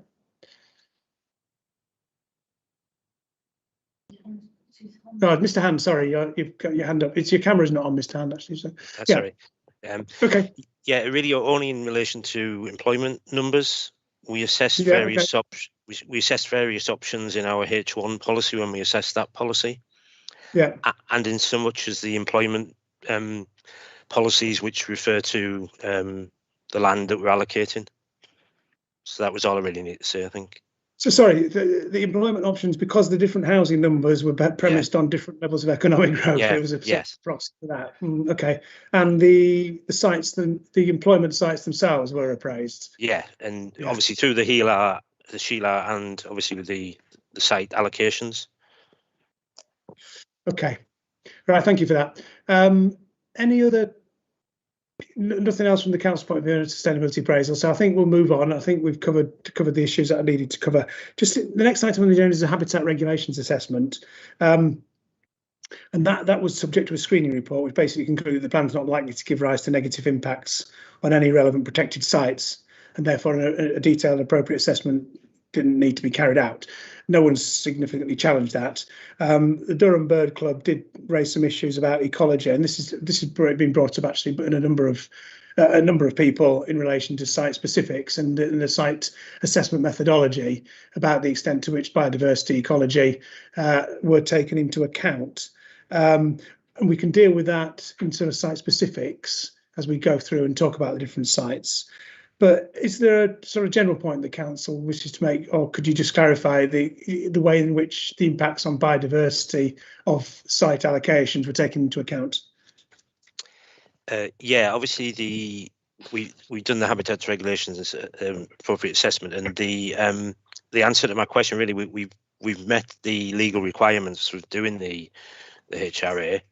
As far as individual sites are concerned, we have a policy on net increase in biodiversity, and whilst it doesn't say it within the plan, obviously we'll use the matrix when applications are submitted. But were the choice of sites, obviously there's a whole range of factors that were taken into account when you choose whether to allocate a site or not. Was biodiversity one of the issues that was taken into account either through the sustainability appraisal, but also through the site assessment, the sort of technical assessment that you do for individual sites? Yeah, sorry, it was a combination of both. Through the Sheila when we were doing the site assessments to see whether they were suitable, and through our assessment of sites. Criteria 13 in the sustainability appraisal. Yeah, okay. And the evidence on that, which that was based, was not a detailed biodiversity assessment of sites, but it was based on things like whether they were, well, don't you tell me. I mean, there's different levels of sort of things you could look at. Yeah, we used our in-house ecologist as part of the site assessment and the sustainability appraisal. So he looked at that as part of that assessment. So he would look specifically at each site and based on his knowledge of it, but visit, but also any published information there is about the features that are on that site, that will be taken into account in assessing it. Yes, absolutely, sir. Yeah, okay. Well, we can come back, as I say, we can come back to some specifics about the features that are on certain sites and the ecology that may be on them and the way that development may impact on them. You've made the point that there's a general policy about biodiversity net gain. We're also going to deal with that because there's some issues about that. So, okay. Anything anybody wants to make? As I said, I don't think anyone's made any representations about the HRA, the legal requirement, and I think we're probably best dealing with biodiversity in the site selection process in terms of the methodology. We're talking about choosing housing sites, but also the site specifics. But unless there's anything specific anybody wishes to say now, we'll move on. Okay, thank you. Right, the next one is about equalities. Obviously, there is the Equalities Act puts a duty on public bodies, the council in preparing the plan, myself in conducting this examination to take account of equalities and the requirements of the the Equalities Act. To help it do so, the council did an equality impact assessment, and that was published as PDO 3, and that helped to assess the plan, looking at different sectors of the community and how they may be affected by it. Basically, it identifies a number of positive elements in which some of the particular policies in the plan may help particular groups because of the nature of what they're proposing. I don't think that the council's assessment actually identified any negative effects on equalities of the plan, but before the break, Councillor Holroyd started mentioning about the nature of some of the development that's proposed and how that could have different impacts on different types of people, different sectors of the community, and picking up the issue about, for example, people who don't have access to a car, either because they're elderly or they're young or deprived. You know, a number of households don't have cars, and the extent to which what the plan proposes is a sort of a car-based pattern of development that is going to be lead to inequalities in the sense of access and isolation and those sort of things. So anything further you want to say about that, Councillor Holroyd, or is there anything else anybody else wishes to say about equalities and my particular question there about the way that the plan could impact on different sectors of the community? Okay, Councillor Holroyd. Thank you. Yeah, I think you've picked up my key points already. You've mentioned age, disability, low income, being a member of the BAME community, again, makes you less likely to have a vehicle. Yeah, just the ability to have a good quality of life without having access to a car. And therefore we should be designing to ensure that people are either close to the services that they need, or that they can easily access those by public transport or by close enough that they can walk or cycle there. And the kind of type of development that has been proposed doesn't appear to meet that need. And therefore, obviously, I would see that as being a negative for equalities. Yeah, okay. So in the same way as the impact on climate change, the biggest issue in terms of the nature of the development proposed in the plan, its location, the scale of it, and what the plan says about the design of it, etc., is the reliance on private motor vehicles. Really, is one of the biggest disadvantage of this plan as you see it, and that impacts in different ways: greenhouse gas emissions, but also inequalities and isolation and those sort of issues as well. It's the car orientated nature of the development. Yes, indeed, and that will impact on people's job abilities to get to employment, particularly, and their life chances. And it would be very sad to design for a town where people's life chances were negatively impacted. Okay, thank you. Understood. Right, Mr. Madison. Yeah, sorry, it's probably just an observation, sir, that I live on Mowden and it's quite close to the Connerscliff proposed developments. Mowden has had some small developments taking part over the number of years, which associated with the development on the old Mowden Park rugby site had a 106 agreement, which allowed or paid for a bus service to be implemented back here in the area. Once that 106 money disappeared, the bus disappeared. And we're now down to a point whereby the buses in this particular area are greater than, I think it's every 2 hours. And in some times of the week, they are non-existent. Obviously, the development that's being talked about, for example, is not within the distance of the appropriate 1 hour bus frequency, which I understand is required. And so that's another area to consider, going back to what Councillor Holroyd said there, that it looks as if it's going to be, again, a car driven development and possible local plan if it goes around the external parts of the town. Okay, so that's an issue about the location of the sites, and even if there's some mitigation in terms of getting some subsidy for bus services, that isn't very effective in the sense that, well, okay, it may lead to some services, but they won't last. They might not be very frequent, and also they won't last forever. Well, it's sustainability, as I see it. It's the sustainability issue again. Yeah, understood. Okay, Mr. Baker. Thank you, sir. So just a couple of points, and I know we will get into the overall transportation strategy of the plan and the spatial strategy of the plan, but I just thought I'd come back on a couple of points regarding the interrelationship between those aspects and the equalities impacts.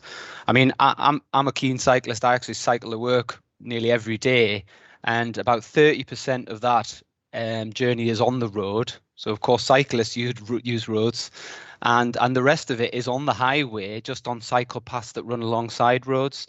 So the notion that building roads is bad for sustainable transport options is incorrect, and I just thought I'd point that out because it's something personal to me. Also, in terms of the spatial strategy for the plan, I mean, it's over sort of 85% of the commitments and proposed allocations are in the main urban area. So we're talking about a plan that's heavily focused on the main urban area and is able to utilise the existing services, infrastructure, etc. And that's a very efficient way of bringing a plan forward, because of course you are able to enhance that sort of urban core infrastructure and utilise it. And again, I wouldn't argue that was in any way prohibitive from meeting equality objectives. So that's it from me, sir. Okay, thank you. Mr. Longstaff. Thank you, sir. My connection actually broke up a little bit there, so I suspect what I'm going to say is similar to what Mr. Baker's just said, but I think from our point of view, the plan's actually quite strong on ensuring the delivery of sustainable transport. And obviously we'll talk about some of those policies in later sessions, but there are certainly some detailed criteria in the transport-related policies requiring developments to have bus services in line with sort of what Mr. Madison mentioned. I think it's also important to note as well that the larger strategic allocations, again, within the policies, there's a lot of focus on delivering those services needed for sort of day-to-day shopping services, schools, things like that, are very much the focus of those larger sustainable urban extensions. I think it's just important to point that out as well. Okay, so from your perspective, having large strategic site allocations on the edge of the main urban area does two things. One, you can link into the main urban area, the town centre, by connecting through bus services and those sort of things, and cycle routes. But secondly, you can also develop within those allocations, because they're large enough, to have local services and neighbourhood centre and those sort of facilities accessible close to it. So there's an opportunity, you're saying, to avoid the sort of things that Councillor Holroyd was saying, the mistakes of the past, where you had large peripheral areas of housing that was poorly accessible. That's the point. That's right, so yeah, and obviously that's beneficial not only to the people who live on those developments, but also to those existing areas which may be underserved by some services. Okay, look, I'll get a couple more developer perspectives, then I'll come back to Councillor Secretary in a minute. So, Mr. Westwick, please. Thank you, sir. It's a very brief point that builds on Mr. Berger's and Mr. Longstaff's point, but it's the approach the council adopted with the Healthy New Towns agenda. That builds in all this criteria in relation to equality and also the criteria of sustainability in the design process. So it's fundamental in the plan, the Healthy New Town agenda, and it's referenced in the policy, which I'm sure we'll come on to in a later date on the site applications. Yeah, okay, thanks for that. Yeah, understood. Mr. Bonner. Thank you, sir. Just to follow on from the points already being made, but obviously to achieve what everybody wants in terms of an inclusive community, you do need that critical mass as well for it to work. So the size of settlements will be discussed in due course, but you know, when it's talking about large isolated settlements, that just won't be the case within this plan. Okay, thank you. Okay, Councillor Snedker. Yeah, thank you very much. Just looking at equality and transport when we're looking at this local plan, and also our track record in Darlington and in the wider country. We already know that only sort of 1 in 5 cycling trips are made by women. So while we've had a submission about roads are a cycle opportunity, they're a discriminatory cycle opportunity, because the gender balance on cycling is incredibly skewed towards men, which is a sign of risk aversion, whereas countries that do and places that design inclusive infrastructure have a 50-50. So we've got a history of not providing an equality balanced cycle network for women.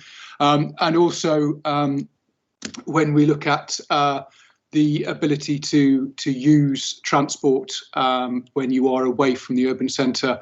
Again, we look at people with the lowest quintile of income. Purchasing and running a car can absorb 20 to 25% of their capital, and that is a further reduction in life opportunity. That's money that could be spent on other things. So it has a real equality impact. Darlington is supposedly a cycle and sustainable travel demonstration town. So we have allegedly had a focus on quality aspects of sustainable transport, and yet throughout that 15 years bus use has continued to decline at or below the national rate, and cycling rates have remained stubbornly below 3%. So there's a mismatch, again, like the sustainability appraisal. There's a mismatch between aspiration and encouragement and actually achieving an equitable balance in transport, and these sites will not make that any easier. Thank you. Okay, thank you. Councillor Holroyd. Thank you very much. I know we've focused on the actual travel impacts so far, but I have realised there is an additional point regarding adapted and adaptable homes. I probably haven't got the terms quite right, I do apologise. But I know that there was an attempt to reduce the percentage target of these types of homes in the amendments between the two versions of the local plan, which is disappointing because I know that the central government has a focus on these homes for life. We don't know how many people will become disabled or are already disabled in Darlington, and we should be providing adaptable homes, I would suggest, as a routine, so that people don't have to move home if they need such services. If they don't, then that's all well and good. The home is adaptable by them or by future residents. So I was disappointed at the reduction in the target that was proposed. And I do feel that whilst we need to take into account the market for disabled adapted homes, building better homes kind of encourages that market, so it will initiate more people who are currently living in a home that they think they're managing in. As soon as they realise that there are better homes that are suitably disabled adapted, I strongly suspect that would encourage more people to move into a properly disabled adapted home, and you'd find a lot more people in that market than we expected. And also, as I've said, for the adaptable homes, then there are no negatives for householders, as far as I can see. Obviously, there may be some small additional cost to the developers, which I suspect is why they would seek to reduce the proportion that are provided. I'll stop you there, Councillor Holroyd. Thank you for raising it. There is obviously an equalities issue in terms of the accessible and adaptable homes and wheelchair adaptable homes. We will deal with that. There's a particular policy in the plan, and you've alluded to it. It's been the Council is proposing a modification to it. We'll deal with that in two ways. One, we're looking at the viability assessment that's carried out for the plan and the cost assumptions that were made about that. This afternoon. We'll also deal with that policy and the justification for it in terms of the need and effectiveness of it in terms of the number of people it may help and need such homes when we deal. I think it's under matter 5 when we deal with that particular policy. So anyway, thank you, and obviously thank you for flagging up the equalities issue associated with that. Any other points about equalities that people wish to make? Obviously, there's an element of various policies we're going to come back to on this, but just focusing particularly on equalities, anyone wishes to say? If not, is there anything the council wish to sort of say in wrapping up on this issue before we move on? Yeah, Mr. Nelson. Thank you, sir. It was just really to pick up on some of the points relating to transport. Now, I think we will cover this in more detail in matter 9 later, but it was mentioned that all the only infrastructure that is proposed in the plan is roads, but I just wanted to pick up on the fact, and I think we clarified this in our response to your supplementary question 13, that the roads described there will also have a footpath either side of them that will be wide enough to take a bus service, and they will have a off-route cycleway along at least one side as well. So just to point out that these proposals, although they're mentioned in the plan as road, that there are other sustainable transport measures associated with them as well. Okay, thank you. Mr. Hand. Yeah, just very briefly, there's a couple of things that haven't been mentioned. One, that the majority of Darlington urban area is walkable from the town centre. So it can't be seen that the plan discriminates against people who don't have a car. And the other thing is that the developments would allow freeing up of housing near the town centre, the smaller type of housing, which again is more likely to be taken by somebody who doesn't have a car. Sorry, the developments would allow the existing stock to be released into the market. In terms of walkability, if that's the word, to the town centre, well, we'll talk about. We won't get into specific sites today, but I suppose the point is, well, the large sites in themselves that take a while to walk across, but even when you get to the inner edge of them and then you get to the town centre, it's quite a trek, and you may make some good routes, but it is just physically it's quite a long way. Whilst the existing urban area may be, as you describe it, largely walkable, this pushes out the boundaries of the urban area quite considerably, I think, doesn't it? And there's points about the density of the development and how far that housing will be spread out. So I don't know. I understand the point, but I think there's a counterpoint, isn't there, about that? Anything else on equalities from the council before we move on? No. Okay. Right. The next item on the agenda is climate change. We've talked about the way that the sustainability appraisal assessed this. We've already touched on some of the impacts in terms of the strategy and the sites that have been chosen and the influence they may have on the way that people travel. And we'll come back to some of those themes. Obviously, the council's published a climate change topic paper, and it set out a response to one of my preliminary questions, which sought to identify a number of specific policies in the plan that either deal with adapting to or mitigating climate change. So my question 1.8 was simply about the consistency with national planning policy here. I think just as a sort of a contextual point, there's climate change is obviously a big issue, and some would say it's the most pressing issue that we all have to deal with and that the planning should deal with. The national planning policy is the framework in which this plan is prepared. So whilst some may wish for a different national planning policy and a different radical approach in a plan like this, you've got to put it in the context of what national government is saying in terms of what plans have to do. So that's just sort of to put a kind of a context to it.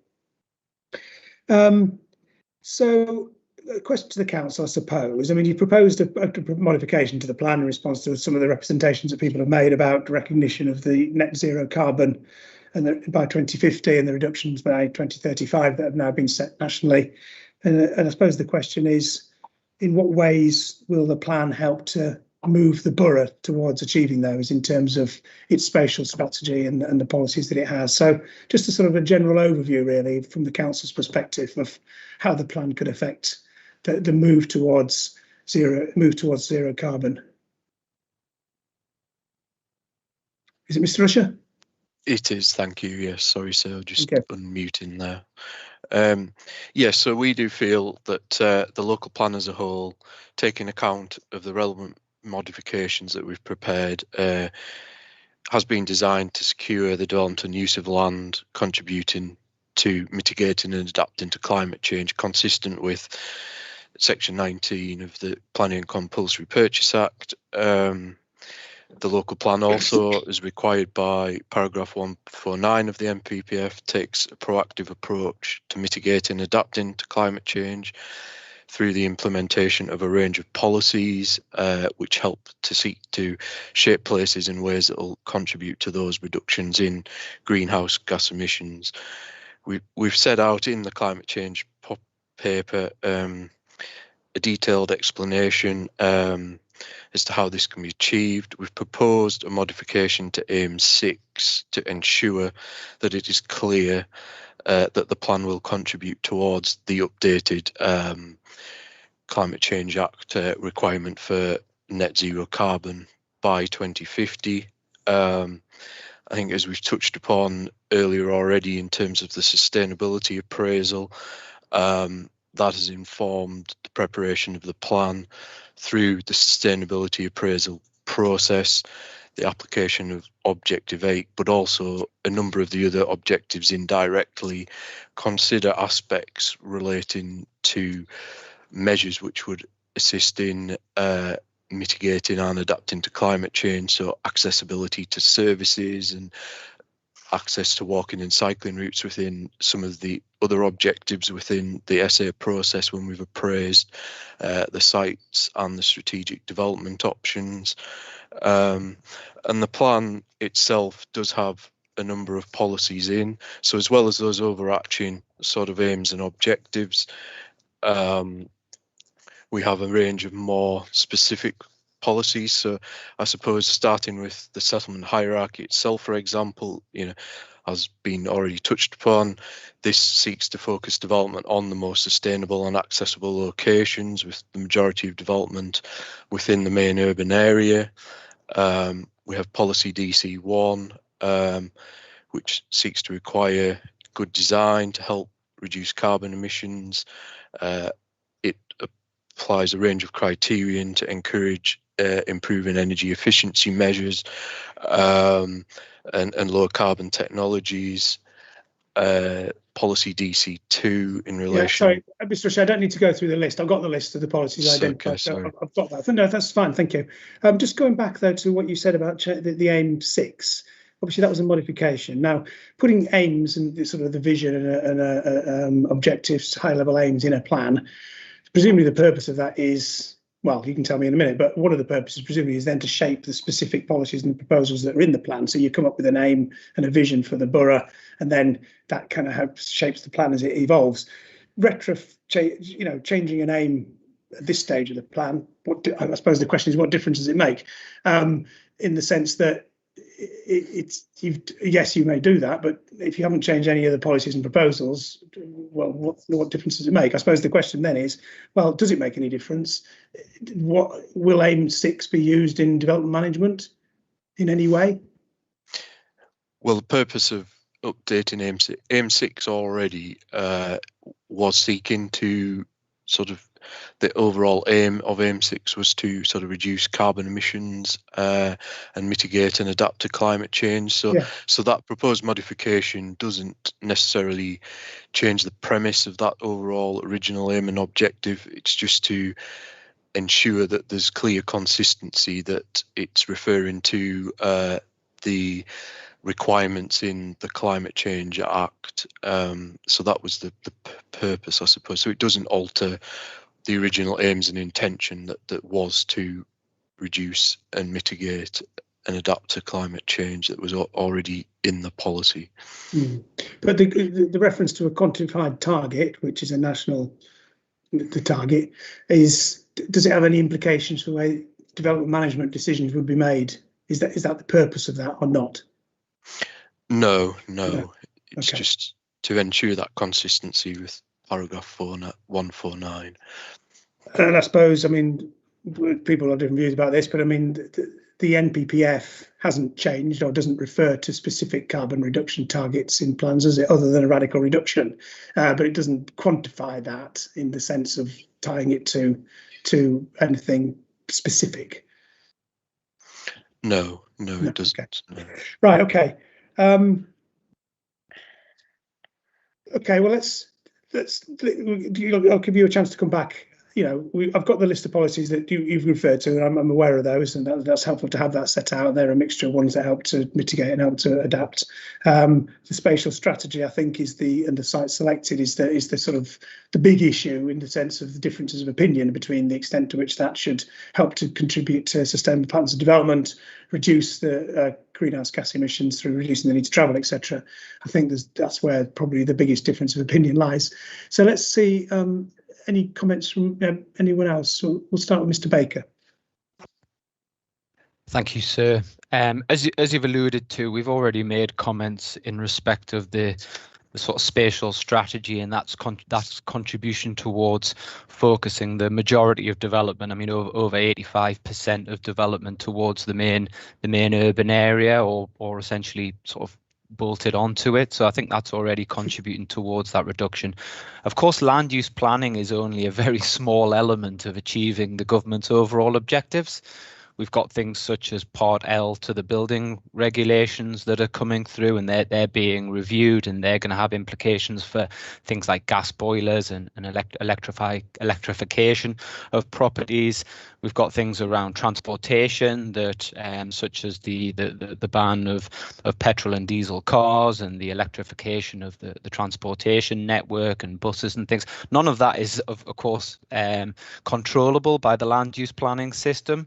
So I think the council, in respect of the elements of policy within its control, in respect of this local plan, has actually met all of its requirements and has had that overarching objective as part of its sort of sustainability appraisal and the appraisal of its policies more generally. Okay, so the focus, leaving aside the details of some of the policies, I'll come on to some and we'll come back to others later, but the biggest influence on the sort of the detailed nature of development, you think, is probably through other means like the building regulations, etc., those set national standards and requirements. In terms of what the plan really can shape is the spatial distribution of development and how that enables alternatives to driving around in private cars. You think that the focus on the MUA, the main urban area, that's what is the most sustainable option, and that's been supported by the findings of the sustainability appraisal, etc. I think that's right. Of course, that's not to say that sites in other locations aren't contributing towards a wider definition of sustainable development, but overall, what the plan is doing around that focus in the main urban area is a contribution towards that, and also within specific policies and within the development criteria for specific allocations, there are, of course, criteria around promoting sustainable transport options, connecting into bus services, safe routes to schools is a big objective in Darlington specifically. So all of those matters are addressed through the individual policies and development criteria as well. Okay. One thing, sir, that I mean, in relation to this question, our hearing statement did actually get into policy DC1 on reflection. I was going to say on reflection, it's probably better left for the later matters where we get into that policy. And I just wanted to. Yeah, okay, thanks for flagging it up. I'm aware, and it's the reference back to the SPD, the 2011 design. It is, yes. And the appropriateness of that, yeah, which we'll come on to. Well, yeah, we might touch on it now, but we can deal with it this afternoon. I'll leave that in your hands, sir. Yeah, okay, thanks. I will deal with it, yeah. Okay, Mr. Hall. Thank you. Can you see me okay, sir? Yes. I was just checking because I've had a few problems with this video over the past few months.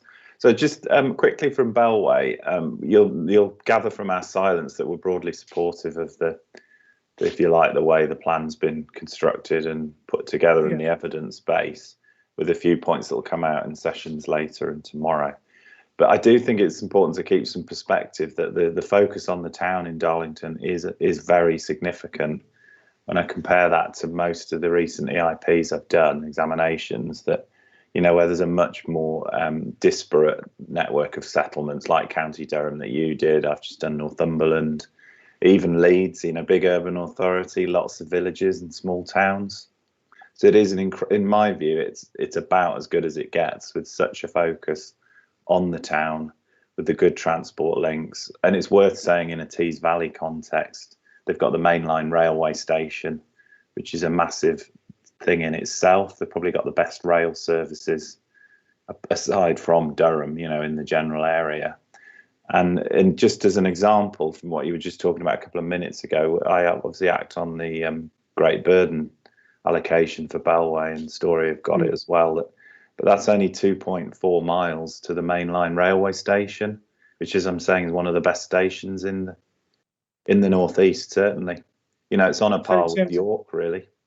So in terms of the size of urban area, even that you think is is reasonable. And yeah, I do. 2.4 miles. Yeah, compared to the discussions you and I have had, and I've had with other authorities, it's often more than that. I mean, on top of that, we're all providing good bus services, foot and cycleway links. In the years I've practiced, those things have all improved. We are much better at providing integrated networks, linkages across sites and through to adjacent uses. And Darlington's got a lot better at it. And I do think it is a genuinely sustainable strategy overall. Thank you. Okay, thank you. Right, Councillor Snedker. Thank you very much. I take your comment about having to stay within the NPPF and not trying to reach too far, and that not being the right thing to do. However, paras 149 of the NPPF do say that climate change shaping places in ways to contribute to radical reductions in greenhouse gas emissions in line with the objectives, the provisions of the Climate Change Act 2008, and of course that is to be zero by 2050. And so the implications for this planning is stark.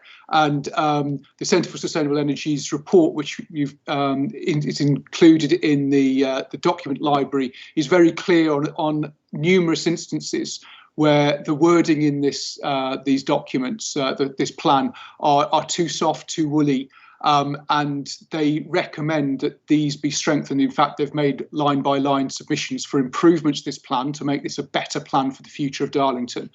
And it says if this policy proposed is adopted as written, the likelihood is that new development will just comply with minimum standards in building regulations with minimal changes to layout and orientation, which will be to the detriment of the future. And while a lot of the satellite allocations we could be considering are relatively close to the town centre, it's interesting to note that the railway station development is planning to double car parking. So clearly there's an expectation that they're going to double the number of people driving to the train station rather than, and that doesn't give us a hope that they're relying on their plan to drive sustainable travel. So there we are. I think that the CSE report does give us a very good route to improving this plan for the future. Okay, thank you. Councillor Holroyd. Thank you very much. Just to add to what Councillor Snedker said, again, many of the targets are good. They require good design, but they're not specific enough. And we really do need smart, specific, measurable, achievable, relevant and time-constrained targets set out in this local plan.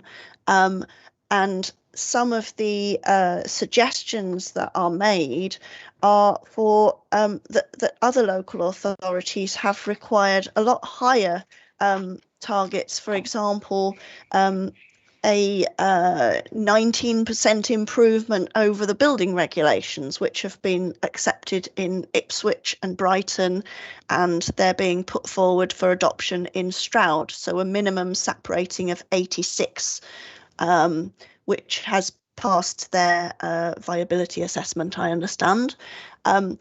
Just to go into a little bit of history in this, I live in a solid-walled house. It was built in 1935. Darlington has a history of building poor building standards much later than other parts of the countries were building cavity wall houses, for example. And I don't want to see us building poorer quality homes than the rest of the country. So that we, again, you know, I'm having to think about spending £20,000 to clad the outside of my house. We should not commit future residents to having to make improvements, having to pay higher energy bills than they need, and only a small proportion of those will actually make those improvements, no doubt with a lot of public funding spent to try and encourage them to do so. You know, it's not just the cost of building, it's the cost of not doing it now. and we need to build that in. Obviously, for the economy of Darlington, people will have more disposable income, and it will have a better economic impact on the town if we don't require them to spend more on energy than they need to. And obviously that will, by accident, have a knock-on effect on reducing climate emissions. Okay, thank you. Understood. Yeah. Sorry, I just wanted to add a quick follow-on point that there don't appear to be any climate change adaptation policies in the document as required by the NPPF. Now, when I challenged the council's planning department on this, I was directed to the sections on blue and green infrastructure, which is obviously the rivers and the planting trees.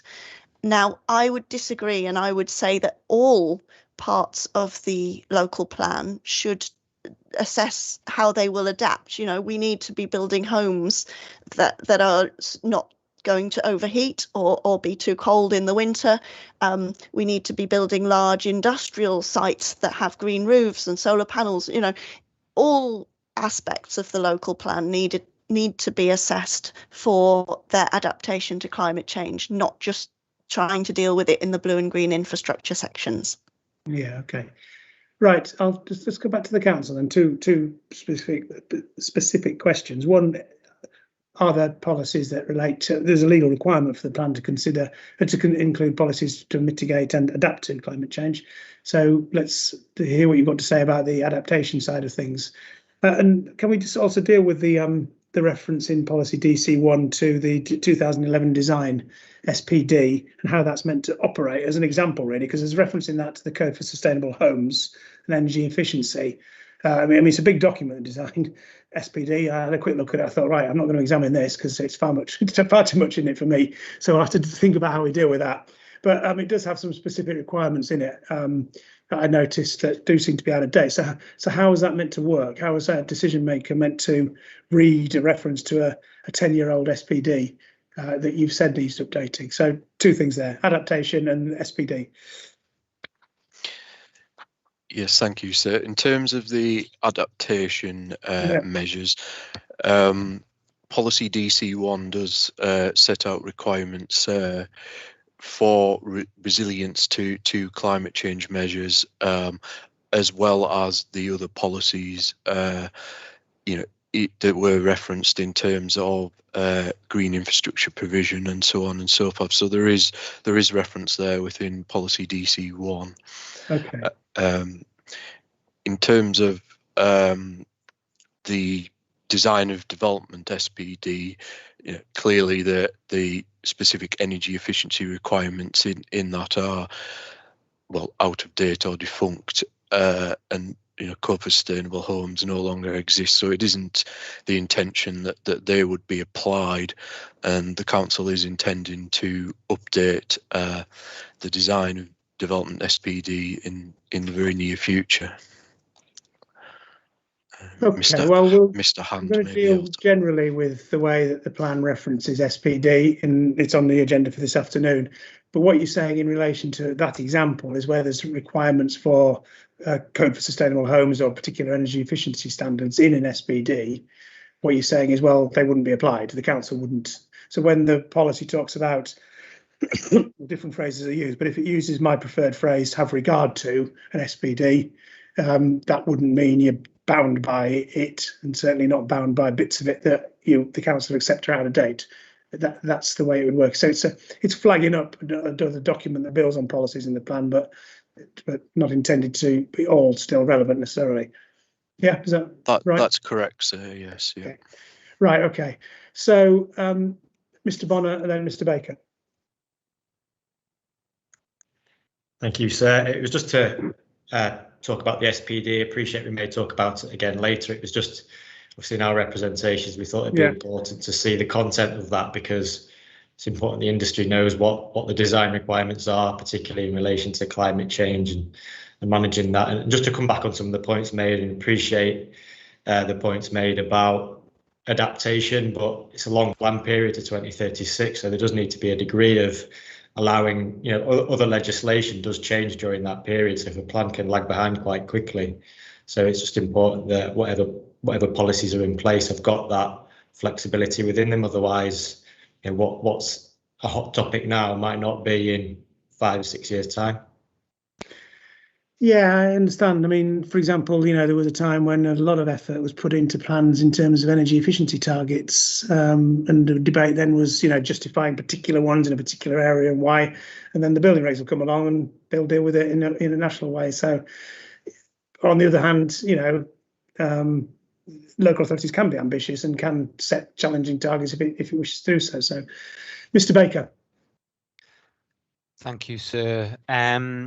I mean, I do take the point that where there are elements of the SPD that are clearly out of date, the council may choose to not apply them or not give them due consideration. But as Mr. Bonner said, that the intention of having a local plan-led system is to provide certainty both for communities, for local politicians, for the development industry.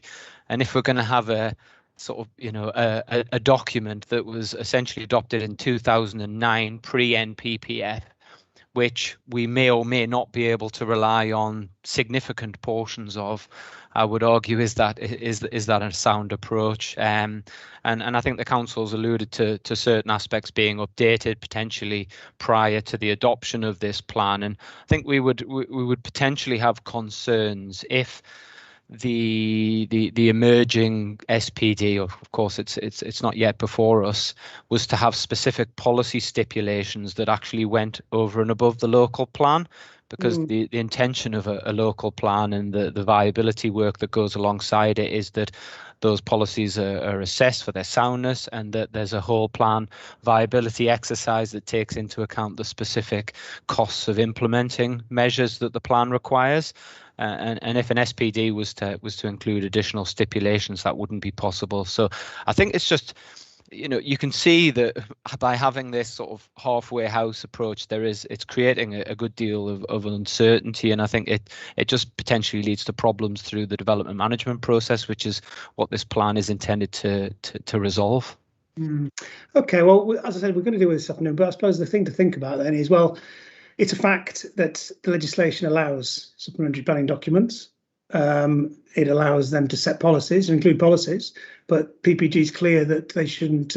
They should only they should be consistent with and build upon policies that are in the statutory plan. So that's the kind of starting point. So the council can do SPD. The question then is for me, in terms of this plan, is it right for it to refer to an old SPD that the council's going to know it's going to be replacing? That's one question. For example, here, is it right for it to refer to an SPD that hasn't been created yet? Just to flag up that there will be an SPD, and I suppose, is that legitimate?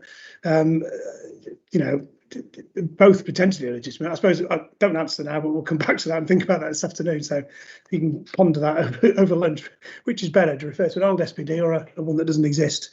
Or neither of those things. Councillor Holroyd. Thank you very much. That leads into my point, which is, as I understand it, you can't introduce new rules in a supplementary planning document over and above the local plan. And I would therefore say that any key points that we wish to be a requirement must therefore be imported into the local plan, so that it's actually enforceable. Otherwise it will be ineffective. And of course, as has been mentioned by previous speakers, the national regulations could supersede any local requirements that were better than current standards if the national regulations were to be improved dramatically. Then of course they would take precedence over any local requirements that for now might be better than the absolute minimum. But why should this plan set requirements to go beyond existing building regulations? What's different about Darlington than everywhere else in England? Why can't, you know, Darlington move along to higher standards when the building regulations go along? There are already local authorities that are demanding higher standards. The North East as a whole sees much higher levels of deprivation, and therefore we should be looking to redress and improve people's quality of life, because we need to level up. And that's clearly central government's agenda at the moment, and this would be our way of demonstrating it. That we see a need to improve. Obviously, it's harder to improve the existing homes, but we're planning for new ones here, and we should make sure that we're not building problems for the future by solving the problems that are easy before they're built. And then that will be for us as councillors to work out how to solve the problems with the homes that already exist. But don't those principles apply everywhere? I mean, I take the point about levelling up and deprivation, but I mean, you know, if it makes sense to build better quality homes in Darlington, surely it does in Woking and Norwich as well, doesn't it? So I would agree. That would be a point to for us as politicians to put to national government as well. Yeah. But in the meantime, it's our local plan that's being considered here and now. This is our lever that we have to control it. So if we feel that the standards should be better here, and that the quality of life in Darlington would be improved by them, then that's the only way that we have to be able to do that at the moment. Yeah, okay, understood. But I suppose the other way to look at it is, well, if the council has chosen not to do that, you know, if a council chooses to set more ambitious targets, the test then is, well, is that sound? Can they justify that? And, you know, that's what I would consider. If they've chosen not to, where does that leave me? I mean, you could say, well, they're not being ambitious enough, but you know, I can't. I'm not considering an alternative, better plan. I'm considering the plan that they've submitted. Anyway, Mr. Hand. Yeah, thank you, sir. Just briefly, something we haven't mentioned is we've recently commissioned Design Northeast to do design codes for many of the strategic sites. So we've already approved one for the Greater Beaverdale development, and that can include design and things like the aspect of houses to take into account climate change, because we're still obviously on the climate change question. So that's something that we've done, but obviously we did that in advance of the National Design Code, Model Design Code, but after we did sent the plan for a deposit. So it might have been something we could have incorporated in the wording, instead of using SPD or whatever, that we use design codes for the strategic sites. Sorry, you're suggesting there might be a modification that's needed to the detailed wording to refer to the design codes. Yeah, okay. Yeah, interesting again, design codes, isn't it? It's, I mean, I suppose the same principles. I mean, SPD goes through a particular process because it is there's a statutory status to it. Design codes and other master plans, those sort of things, I mean, typically used and encouraged by national policy and guidance. How their status in relation to the plan is difficult, and I suppose there's some nervousness amongst some developers about delegating quite strict standards and requirements to such documents that aren't subject to examination and scrutiny. But you know, there's a balance there. So. Yeah, we would have to think. I mean, if you want to put forward a modification to refer to design codes being prepared, we can think about that.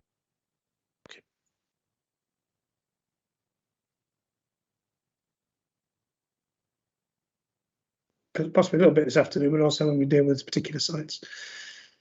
Any other comments on climate change? Councillor Holroyd, your hand is up. Is that a new hand? Yeah. It was one I forgot to put down. I apologise, but I did have other comments in the sense that I think I mentioned that the climate change topic paper only covers issues about flood risk and renewable energy, similarly to the policies. So it doesn't cover anything other than flooding, and it doesn't seem to consider all sorts of other aspects, but things like the density of development, where it is, the fact that it's all around the outer edge, and obviously you've got the land use that is currently there, that's green fields and trees, And clearly that will have a far more negative effect on climate change than building on brownfield land, which is ex-industrial, due to the land use change itself, but also building close enough to the town centre and close enough, dense enough levels that you could have viable district heating and that sort of thing. Okay, thank you. Some of those issues we will come back to, won't we, in terms of the design requirements and the densities, because it isn't, yes, I understand the point you were making in your representations. It's not just the location of the big sites, it's the manner in which they're to be developed, both in terms of the density of development and the layout and the things that go with it and the design standards that go with it. Any further comments on climate change then? I mean, there will be, we'll come back to the climate change. Obviously, it's an issue that cuts right through the whole plan, and some of the sites and other policies we'll be dealing with in that respect. Yeah, Councillor Holroyd again. Sorry, I realised that I wanted to flag up that other local authorities in their plans have developed maps of community renewable energy potential, potential for wind and also solar. Heat density maps, so as to aid developers and also community renewable energy groups to know where such developments would be welcome and supported even by the council. And this seems to be missed here, that whilst I recognise that the local plan has been changed between the most recent iterations, and it does now permit wind development, for example, which was lacking in the previous version of the local plan, that there's no requirement to install renewable energy at all on domestic or industrial properties. Obviously, industrial properties tend to have much higher energy demand, so that would seem to be a good match to put some requirement in there, which would be missed, but also just to support local renewable energy potential. Okay, thank you. Right, Mr. Martin Bonner. Thank you. So just in response to the design code point, appreciate we may speak about it in more detail, but see, Homes England and Helen's Land in our representations, we did have some concerns about how that design code would relate to the policy and how strictly it should be applied.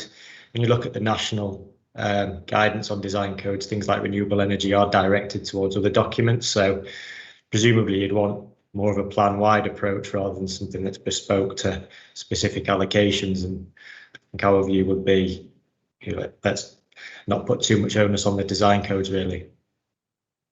What, so the design code, if there's going to be design codes prepared for each site, two things I suppose you're suggesting: one, in conjunction with the prospective developer, and two, that it's not setting additional requirements as such, but it's more to do with how that site would be laid out in accordance with the general policies that are in the plan and nationally. Is that what you're saying? Yes, I mean, there's design. I think in our representations we'd said that the emerging design code for the Greater Faberdale perhaps goes beyond what would be what the guidance suggests it should. So we suggested when it actually comes to putting in a planning application, you need some flexibility there as to how strictly that design code is applied. Yeah. So, and one of the points in the guidance is that renewable energy and the way of managing climate change shouldn't really be in a design code. We're just mindful if that modification progresses, maybe it may cause some concern or an objection from our clients. Okay, right. Well, yeah, okay, we'll pick that up again. Right. Any other final comments on climate change for this morning? Right. In which case, we've got a couple more issues to deal with before we break or finish this session and return this afternoon, some of us and others. So the first one was, next issue was about superseded policies and being clear. There's an early question of mine, preliminary question of mine, led to the council proposing some modifications to some bits of the front part of the plan, which were a bit out of date because I think they were more reflective of an earlier version of the plan, but also to do with what the status of different documents would be when the plan's adopted and which policy would be superseded. So they've proposed changes to that with some deletion of some paragraphs and a new Appendix F to clarify which policies exist. Existing development plan documents that were adopted some years ago would be superseded. So I didn't have any other questions about that. I don't think anyone answered this question or made any points about it. So the council's happy with it. I'm content with it. I don't think anyone's got any concerns about that. So, and if you do, let me know now. Okay, so nothing further the council wishes to say on that, I presume? No, okay. No, thank you. Sir. Okay, thanks.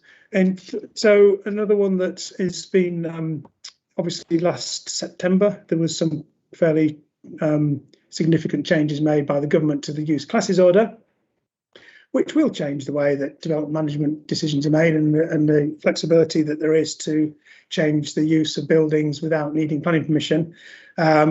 So in the light of that, obviously that came into effect after the plan had been prepared. So the council's proposed some modifications to policies relating to some specific sites, but also relating to employment uses in particular, and basically expressing the uses in words and with reference to the new use classes order or subdivision of the new use class order E, which basically it would then be consistent with what that legislation and national policy as it is at the moment.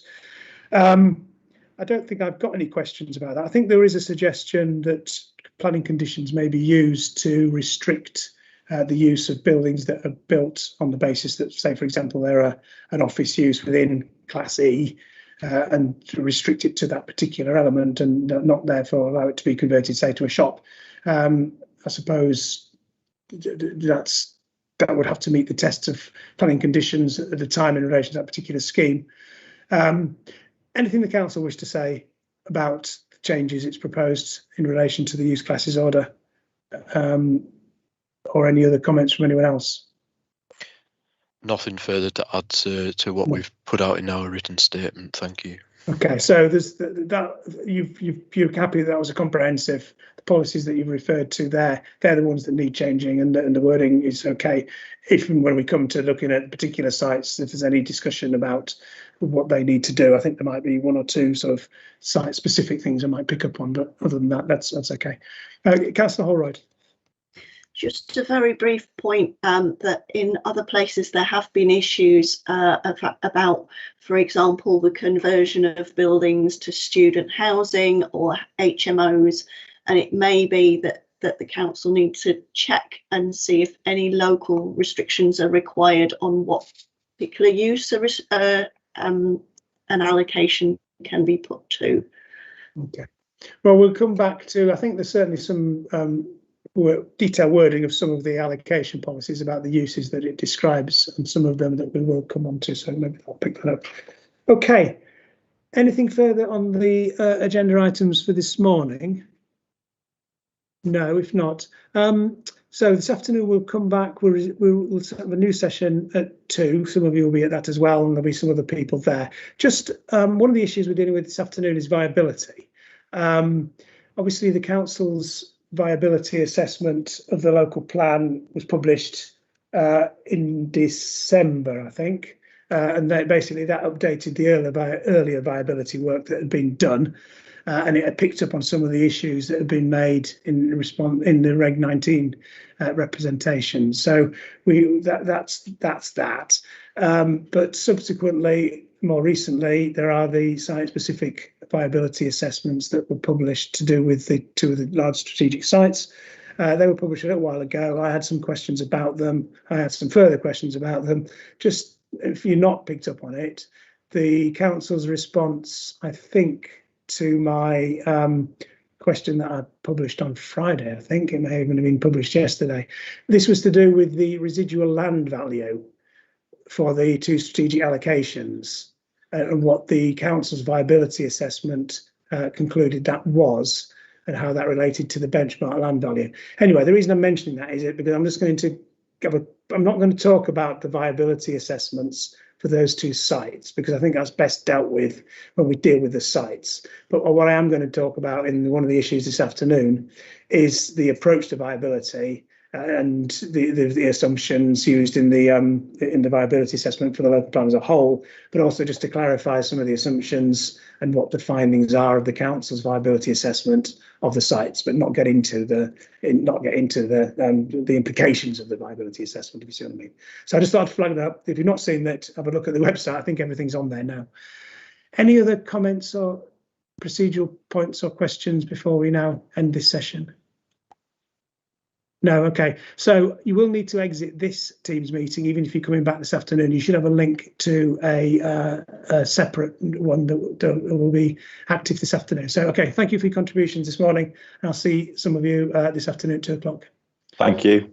Thank you.